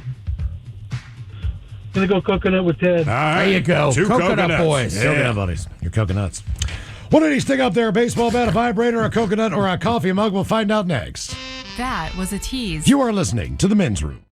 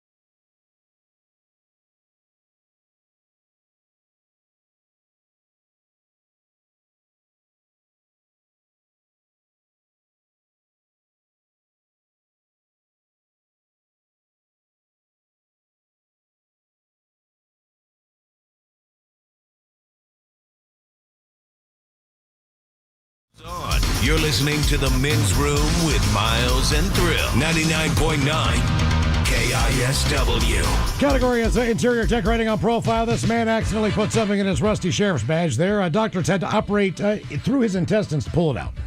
Question is, was it a baseball bat, the mini kind, a vibrator, a coconut, or a coffee mug? And Dave, that is the very question that we posed to you. We'd start with Miles Montgomery. Went the old baseball bat. Swing and a miss. It was not a Louisville Slugger up in the backside. Now, swing and a miss. Yes, a swing and a miss. And you agreed with D. Ted Smith. It went with the coconut. Because we have had a story before where someone did, in fact, insert a coconut into the rectum. However, not the case this time. Thank God. No, this time it was a standard coffee mug. A coffee mug? Yeah, that's how you know it's an accident. That's impressive. It is. I mean, really. For all the wrong reasons. But yes, it is. It was a Yeti, so it's still hot. Yeah. Now for all TV news all the time, it's time for TV Time with Ted. And now, because your pathetic life is confined to countless hours in front of a talking box, the Men's Room presents TV Time with Ted. All right. Did anybody in here watch the Macy's Day Parade? Absolutely not. All right. I was on the almost the entire day on one channel. My grandmother sat there the entire time and watched it all again. That's weird because that's East Coast, and you'd think after they show it, they just turn it off. They just You would keep think replaying. that. No, Like I know on the West Coast, the NBC, whatever channel, sure, you'll keep playing it. Mike, do you enjoy it or do you do it out of tradition? A little bit of both. I'm with you. I turned it on when I started making stuff in. I had it on in the background, mainly because I knew my mom. At some point, I'd talk to her and she'd want to ask about the parade. Also, did you feel old? As far as the talent goes? Yeah. I mean, Debbie Gibson makes you feel old, I guess. But like Shaggy was out there, and I was like, we're bringing Shaggy back? And my sister, of all people, just goes, well, we are kind of getting old. And I was like, oh, God, you're right. Were there any floats of characters you did not recognize? Yeah. Right. Okay, well, that's just- when you're getting old if you're just- like, I don't know who that is. I'll be honest with you. I have no idea what's going on with Wicked. Oh, Wicked? Yes. People like it. That's all I know. okay for you, though, Ted. I have no idea. I just see them everywhere. And My it's a daughter massive went deal. with a friend on Friday, and she comes walking out of her bedroom. She's in all pink. And she said, don't ask about the outfit, which of course means, please ask about the outfit. I said, you're going to Wicked and you're being whoever's the pink one. She's like, yeah, my friend's going to the green one. I'm like, I get it, man. Yeah, have fun. Have at it. Have fun. a great time. Taylor Monson from the Pretty Reckless went out and did a Christmas tune. All right. So maybe she should be like Mariah Carey and just live off one tune, for the rest of her life and just Yeah, be no kidding. rich. Because Well, if you one good Christmas tune, You're set for life. Yeah, you really are. Well, or even one bad Christmas but keep tune. in mind, Mariah Carey also set a record for like number one. That's not paying the bills right now. I mean, every year, She has a massive Christmas. I'm just saying, of all the artists that have massive Christmas songs, she's the one that has a real catalog too. Oh yeah, that is like correct. you don't sit around and go, "Hey, Thrill, put on that Burl Ives." Hey, he was killing it at the time. I'm just saying, there's a lot of Mariah Carey songs that chart. It's like, you know what I mean? Like what? Spin the Burl Ives. Yeah, I mean, I don't know. It's like some of the guys, White Christmas, Bing Crosby. I'm sure he had other records. He had huge records. But no one's listening the one to him. the one thing that drives me nuts is not okay. So this is my mom's take on it. She's like, I don't really care about the bands this year because there's no one local from here. And I'm just like, From West Virginia. Well, there's always like a high school band from the area or something. Okay. close. I think they Blah, try to blah, have blah. a band or something Yeah. from almost every state. Okay. So they didn't do that. But the thing that bothered me the most was because it's just so blatant that everyone is lip syncing. And I understand it's Right, impossible correct. to change all that stuff and pull everyone out and put the new stuff in. And Sure. But at the same point in time, it's Right, just like it just this bugs is, this is Debbie Gibson singing as if she was 16, not 50. See, and the problem that I have is not so much that they're lip syncing. It's put your back into it, man. Like actually, They're literally just moving their mouth. right. Remember- All I want for Christmas. Like, no, actually put some effort into it. Make it look like you are. Yeah, you don't sound like that anymore, but give it a shot. So a couple years ago, John Legend caught a lot of heat for it. Is they're like, dude, you can sing, and he's like, I know. He's like, they don't allow you. Let you. He's like, I Yeah. would have sang it live. But again, they're on floats that are moving too. So there's a lot of logistical nightmares. But one funny thing from it was that Al Roker was going to surprise a little kid with a ticket to go see a show. And the kid just ruins it being a kid. This is Elliot. Hi, Elliot. Today's your birthday? Yeah. Happy birthday. And how old? 7. 7. And are you excited to see the Rockettes? Yeah. Well, guess what, Elliot? We've got a very special something for you. You've got a golden ticket. you get to see the Radio City Music Hall Rockettes. Are you excited? I did that yesterday. You did it yesterday. All You right. get to see him again. Yay! Yay! Happy birthday, sweetheart. So Al does a good job of kind of saving it a little bit. Well, kids have no problem saying things twice. That's true. You know what? They don't. It's also just a kid being a kid, right? Like, you won this great thing. I saw it yesterday. I love that it's the Rockettes. I thought it'd be like, the Wicked thing or something like that. Like the Rockettes. Like, when I was 7, I'd have been like, give it to my mom, dude. I appreciate it, Al. I don't even like good looking at. Yeah. The Rockettes. The kid's 7. Or maybe I'm just a horrible person, but I know what they do. I respect it, but I just, remembering back to being 7 years old, I just don't think I'd have been excited. Like the Rockettes, really? I mean, look, full disclosure, when I was probably somewhere between 10 and 13, I thought the Rockettes were amazing. But there also wasn't a lot of other material to look at. Correct. So then you kind of get out of that age. It's like, as an adult, like I have no desire to go see them, but also you could find scantily clad women a lot of places. Thick blonde moms. Yeah. You really follow thick blonde moms? No, but if you watch enough reels, there's a lot of women They'll that are start like, sending it to you. Oh, yeah, they're just like, hey, you like that one? You should check out this one. It's just like, I'm in a circle of. She's single in your area. Yeah, exactly. I'm in a circle of awesome. Waiting to meet you. She sends photos to the guys that like her comments. Right? So Available in 5.3 miles. Yeah. Oh, yeah. Also, what's up, Adrian? I will say, I did go tailgate the Husky football game this weekend. Man, they're playing the Ducks. Heated rivalry. The Huskies didn't look bad. No. But just a gorgeous day. For that late November, or people that went to the Seahawks game yesterday, I mean, when that sun's shining, like it was cold. And my gloves, pro move. But it's not gloomy. It's not gloomy. You're not wet. Right. You know what I mean? It was just We'll awesome. get there. Yeah. It will. I was kind of thinking that this weekend. This might be the last one. Yeah, you'll get a couple days over Christmas, but generally, it starts getting, this time of December, it's just dark. Well, and the gets problem is, what I'm saying, they do a 4 o'clock kickoff. It's already nighttime. Yeah, the 12:30 kickoff was nice. I didn't even go to the game. I'm old school. I went up to the Duchess and just watched it there, and then when it got packed again, we just left. So, but again, it's the last chance to tailgate. I'm sure a lot of people did it for the Seahawks. You know, obviously NFL is going to keep going, but for the most part, college is pretty much done now. Besides bowl games, right? Yep. You'll have 6 or 7 games. Army Navy coming up or whatever. You have Army Navy. You have 6 or 7 games this weekend for conference titles. And then, the weekend after, you have Army Navy, Heisman stuff. And then you have some littler bowl games. And they'll stretch it out. But they do. This was the last, real weekend. And honestly, I forgot some of the basketball tournaments. Like that one in Vegas was massive. I watched a couple Maryland games. One in the Bahamas was pretty good. Yeah, I watched a couple Maryland games over the break. And then Friday, the day after Thanksgiving, if you like college ball, that was just a good day of ball games, man. You had the Texas game in the evening. There was a few good ones. You had the Egg Bowl during the day when Lane Kiffin was still at Ole Miss. I don't know if you guys care about this, but after the game, he went up to this one reporter. There's a famous line, you can't turn a hoe into a housewife.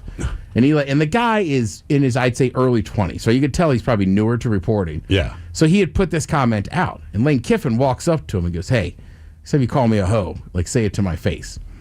So at the press conference, the guy's kind of like, just for the record, you stayed at Tennessee for a year and left. Yeah. Right? You have a tendency to do this. That's where it's coming from. I don't want to hear it. Translate Sunday morning. He's left. They are top 10 ranked, supposed to host a playoff game, and he left them. So, that guy was right. You know, there's a lot of shirts out there now. I might buy one that just say ho. It's a picture of a face. Ho. Yeah, just unbelievable. So, everybody knows the Kardashians. Yeah, I've heard show. of them. So, a couple weeks ago, I was wrong. I thought she had passed the bar exam. Kim Kardashian. No. Has not. Would you hire her? Yeah, to do PR. All right. PR, sure. Look at Ted and Skims. That would be weird. Did you lose 20 pounds? No, I just can't breathe. Kim Kardashian. So I guess in the latest episode of The Kardashian, she's shown with her doctor, expressing concern about her recent brain scan, said there's holes in her scans which indicate low brain activity. You don't say. Basically, her frontal lobe is, quote, less active than it should be. Sounds alarming, like they said, not the end of the world. He did say that the holes impact her ability to handle stress, which could be a problem for everything she has going on. I mean, listen, at the end of the day, she's been trying to become a lawyer.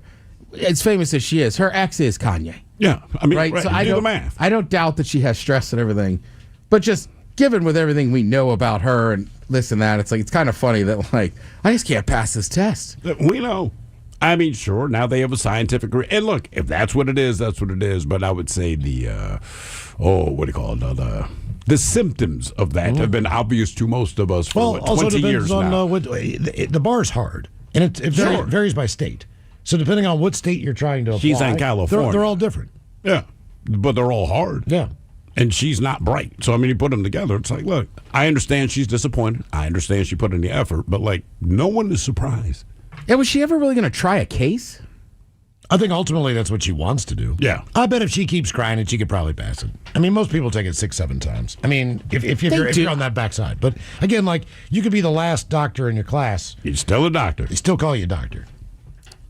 Yeah, you're not wrong. Like, she has all the money in the world.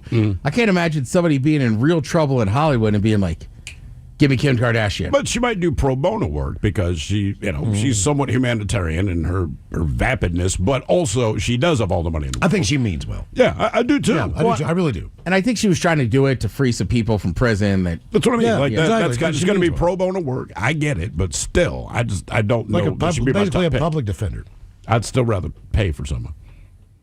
Yeah, and that's what I'm saying. I just can't imagine, I mean, and I get it, right? Her father was her dad was. Yeah, right. Sure. Super famous lawyer and everything. So maybe part of that was wanting to keep in step with that. But I know a lot of lawyers, and I know some lawyers that I would call for certain things, right? But I just can't imagine anybody in Hollywood just being like, oh man, can't afford that guy. Can you be arrested for crimes against fashion? If that were an actual law, I'd be like, oh, Kardashian. That is who you want. Yeah, right. She'll protect you. Oh, Judge, you're wrong. That's 2 years ago. They're fine. She'll make the court look like an ass. Did you guys, of all the people on The View, who do you think's a Secret Santa? I don't know who else is on there besides Whoopi and Joan Baer. All right. Whoopi Goldberg, I guess. She was talking about they have a View podcast, didn't know this, called Behind the Table. She said she goes to a post office and answers children's letters to Santa. Huh. Yeah, that's pretty good. Whether you like Whoopi or not, that's very nice. She said, I feel like everybody needs a little help, and if you can help somebody, then why not try to do it as Santa at the post office? Try to get letters, and we'll answer the kids' letters to Santa. Like she's like, doesn't cost me anything, doesn't cost them anything. It's just a fun thing to do. And apparently, you could do this. If you go to the post office or go online, you could sign up, be a part of Operation Santa. All right. That's a great idea. And then you answer. So are you buying gifts or you're just responding to them? I hope you get what you're asking for this year. I guess that's something that threw me off. It's like Santa doesn't really send letters back. Yeah, not so much. He usually shows up with the gifts. And that's what kids are looking for. Santa, no need to respond to this. I will say, I remember one year he left a note at our house because apparently he couldn't find a Cabbage Patch Kid. Oh. But at least he let you know. So Amazon delivers it now, kid. Don't worry about it. Santa looks. He let my sister know. Then when you get to a certain age, too, it's like, why did Santa leave all the boxes out front? He let her. Right? Santa's kind of dirty. Let's see. There was some other good football on this weekend. Obviously, Thanksgiving, you had 3 games. I don't know what's going on in the NFL. That was a pretty tough one. The Seahawks are good, but their offense kind of sucks. Yeah. Minnesota didn't really put a lot of stuff out there. The AFC, I'm not really sure. I guess maybe the Chargers are to me, there's just no team that stands out. I thought maybe it was the Rams. Then they lost to the Panthers yesterday. Which, come on. Right. So I'm just, I'm saying, I don't know. I think it makes it more exciting. It does. Yeah, Chicago's what, 9-3? Yeah, Chicago's been on a tear, and the Patriots play tonight. They're 9-2. 10-2. 10-2. Yeah, the Ravens are hot garbage on offense anyway. I mean, they were in the mix. Kansas City, they're not in the mix. Philadelphia looks like crap. Buffalo, who the hell knows? It's like, man, what? Look, whoever goes to the Super Bowl, someone's going to win a whole lot of money in Vegas this year, right? Because there are at least 32 people on this planet, and it's the super fan of all this is our year. No one agrees with them, right? Somebody put the money on Jacksonville. Well, they're doing all right now. New England, the Colts, right? All these teams are like, dude, you're wasting your money. Someone who's a huge fan is going to get a lot of put a $500 money. bet down at the beginning. Well, it's also ridiculous. I mean, you look at the AFC, I feel like it's just a mess over there. And there's a bunch of teams with like 500 records. And Mike and I were talking. The Seahawks are 9-3, and you're like, should be dominating. But so are the Rams and the Niners. That's the problem with the NFC is teams are playing above their weight. The AFC, it's like all of us are mediocre. Don't anyone be good. ABC tonight, you have the Wonderful World of Disney Holiday Spectacular. Ooh, cool. I won't be watching that. I thought you'd like that, Miles. Then Monday Night Football, you got the Patriots hosting the Giants. The Patriots look great, so I predict they lose. Yeah, who knows? All right. Thank you, Tim. We appreciate it. You're listening to The Men's Room.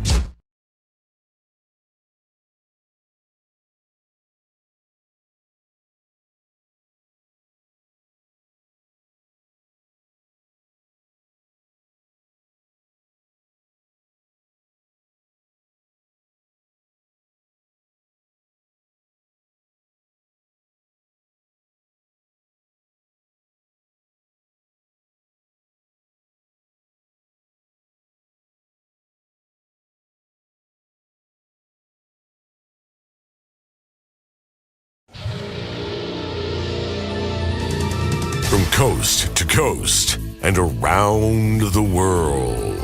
If it's not important, you'll hear it here, exclusively on In Action News. Here now are Stone Ledbetter and Felix Foxworthy. Before we begin, Felix, I have to ask, what happened to you this weekend? Oh, nothing, man. Why?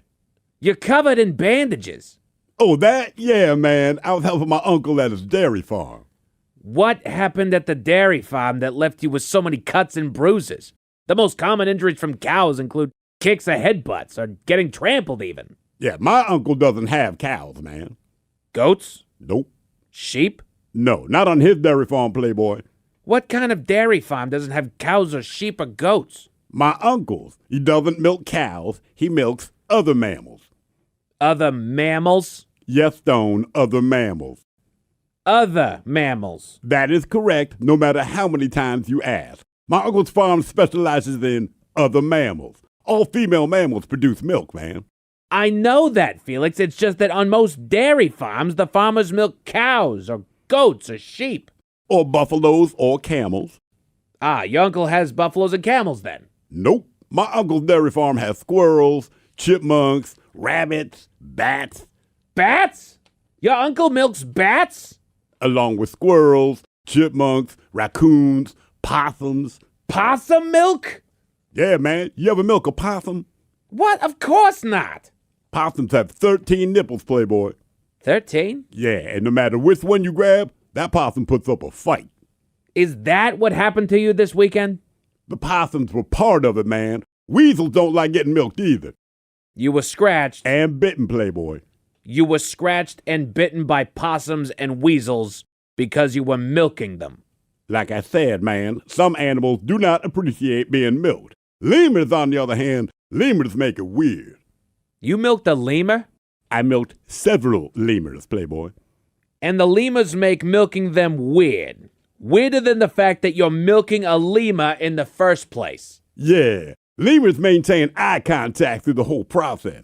Made me very uncomfortable, man. Let me get this straight. Your uncle has a dairy farm, but he milks possums and weasels and lemurs. And rabbits, squirrels, chipmunks, raccoons, and bats, yeah. And what does your uncle do with these various milks? Well, like any dairy farmer, man, he makes a bunch of products. Hard cheese, soft cheese, cream cheese, sour cream, butter, yogurt, you name it. And he sells these products? Well, yeah, Stone.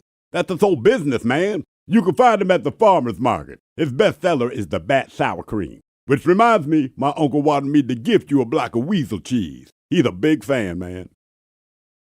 That is a block of cheese. Made from the milk of a weasel? Yes, sir. And you're welcome. Tell your uncle he shouldn't have. Seriously, he shouldn't have. This is an interesting odor. Okay, well, the texture is even more interesting. Good to know. For our more adventurous viewers out there, what is this name of your uncle's dairy line? Your own personal cheeses.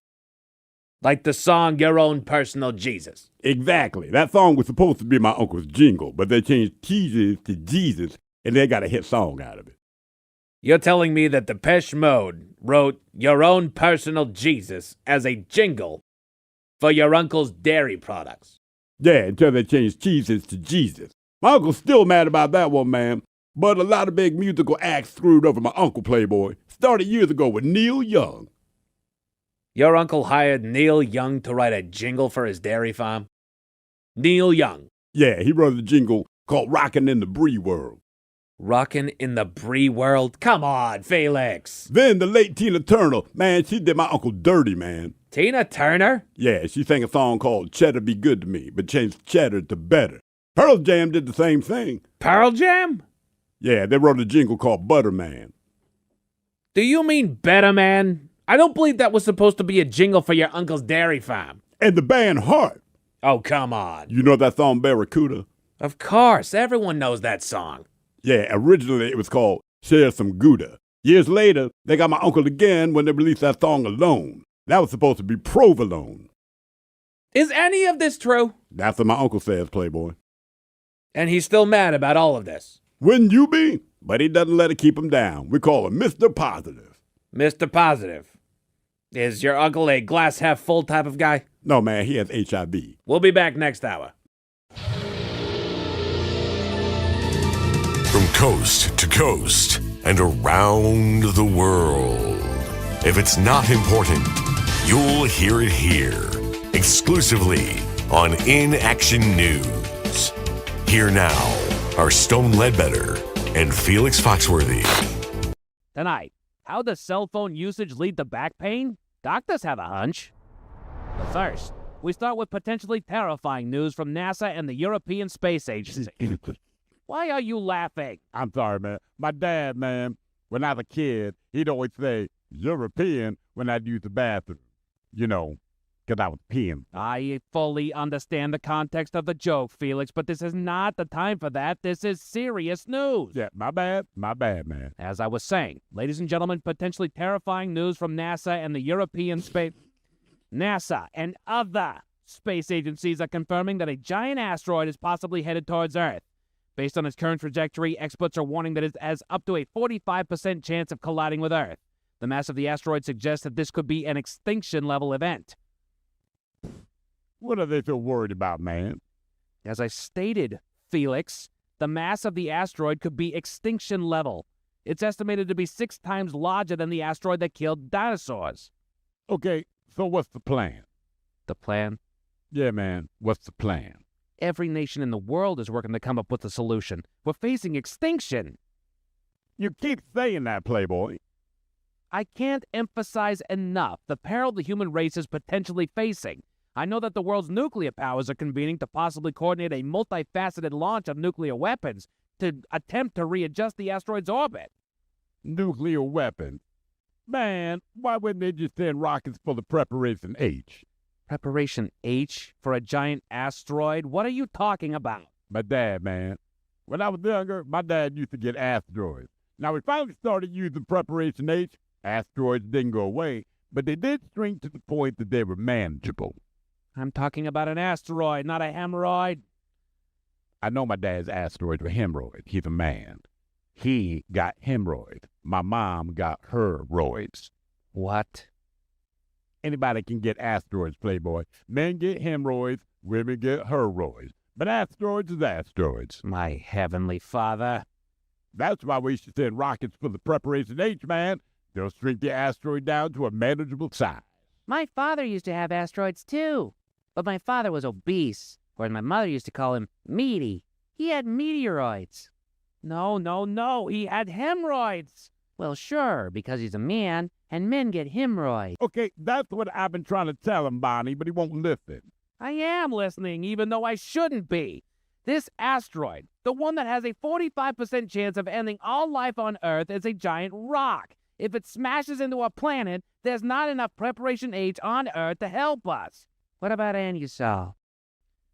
What? Proctazone HC. My dad says that stuff worked pretty well, too, man. Did he ever get a hydrocortisone topical?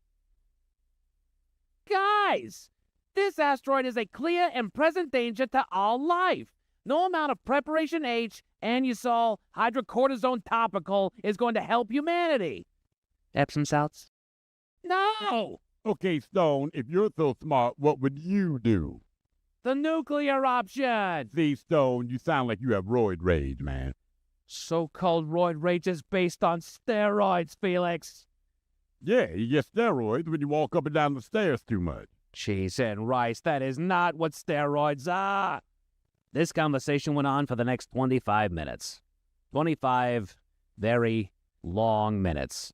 The good news is that the life-ending asteroid missed the Earth. Although, truth be told, I was kind of hoping that it would hit the planet and put me out of my conversational misery. Anyway, we'll be back next hour.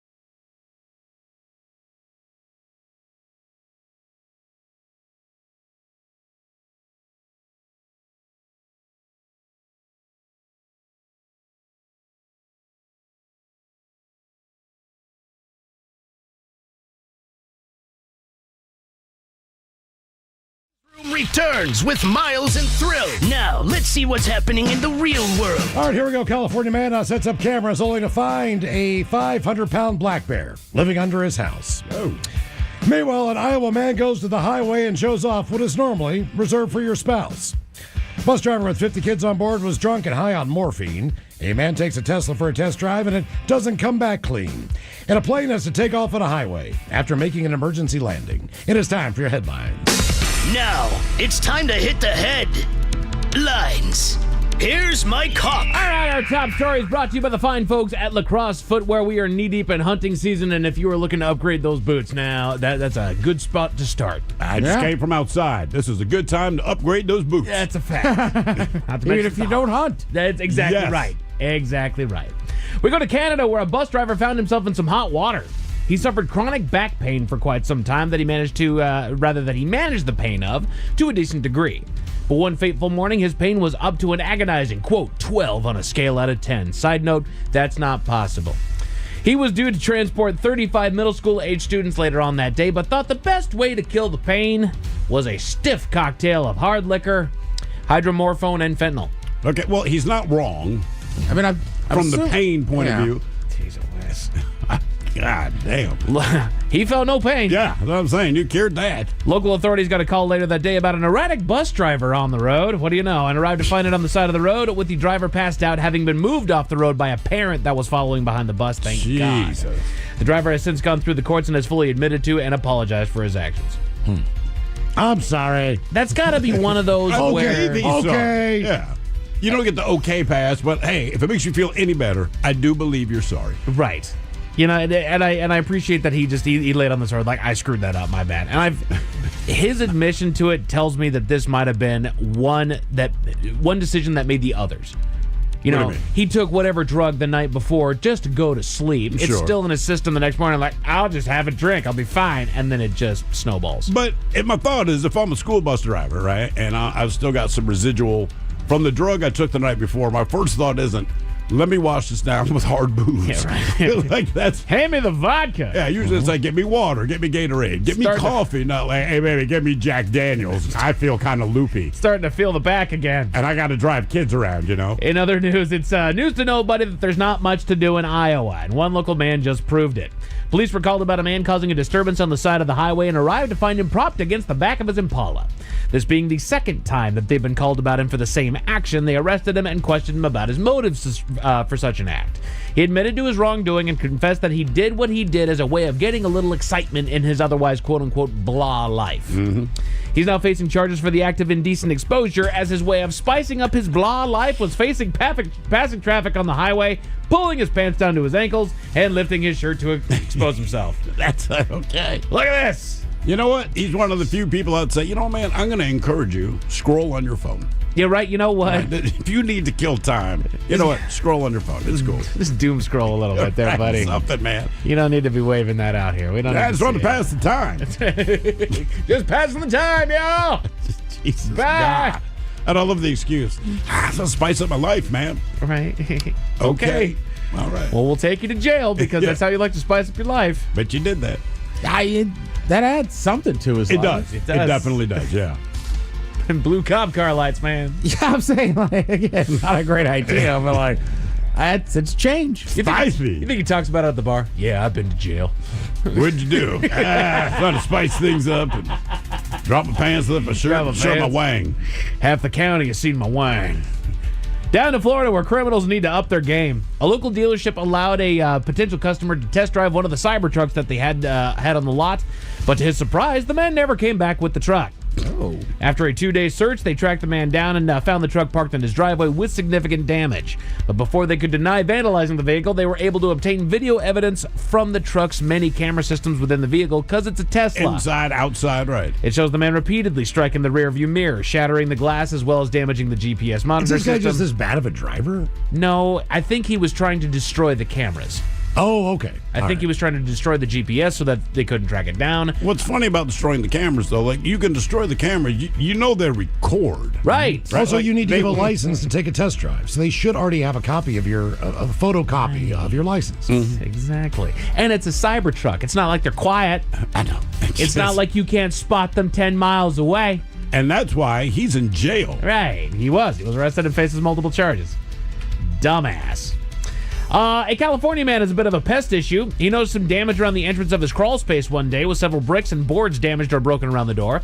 Wanting to get to the bottom of it, he installed a camera set on the entrance and waited for the answer. Eventually, the camera found who was squatting under his home, a 500-pound black bear that had been rummaging. buddy.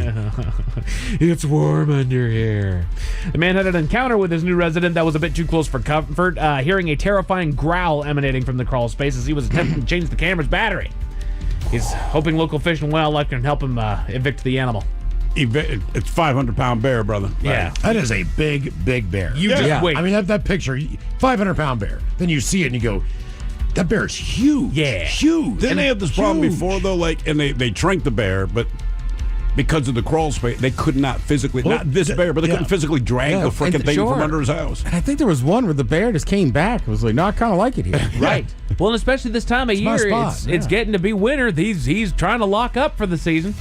So, yeah. Turn it down. Hey. But just in case those stories have a bad taste in your mouth, Thankfully, there's good news. we go to the lovely world of the internet where a video is going viral on TikTok. The video shows a remote highway and a small aircraft in a sticky situation. The plane has been forced to land to make an emergency landing on the highway, leaving it in the precarious position of how exactly they get it off the road.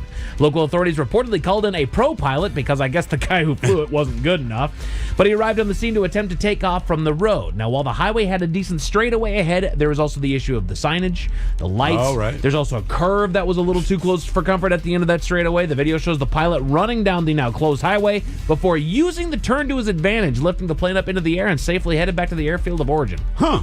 It was a pretty neat video, Took man. the turn. Yeah. Damn.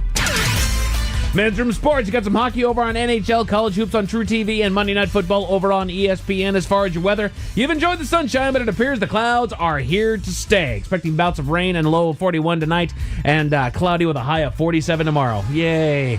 That's it for your headlines. With that, Mike Hakazai. Thank you, sir. Appreciate it. Tomorrow, believe it or not, Seattle Police Department coming up. Yeah, and we know All they right. are. Yeah. We're going to get high.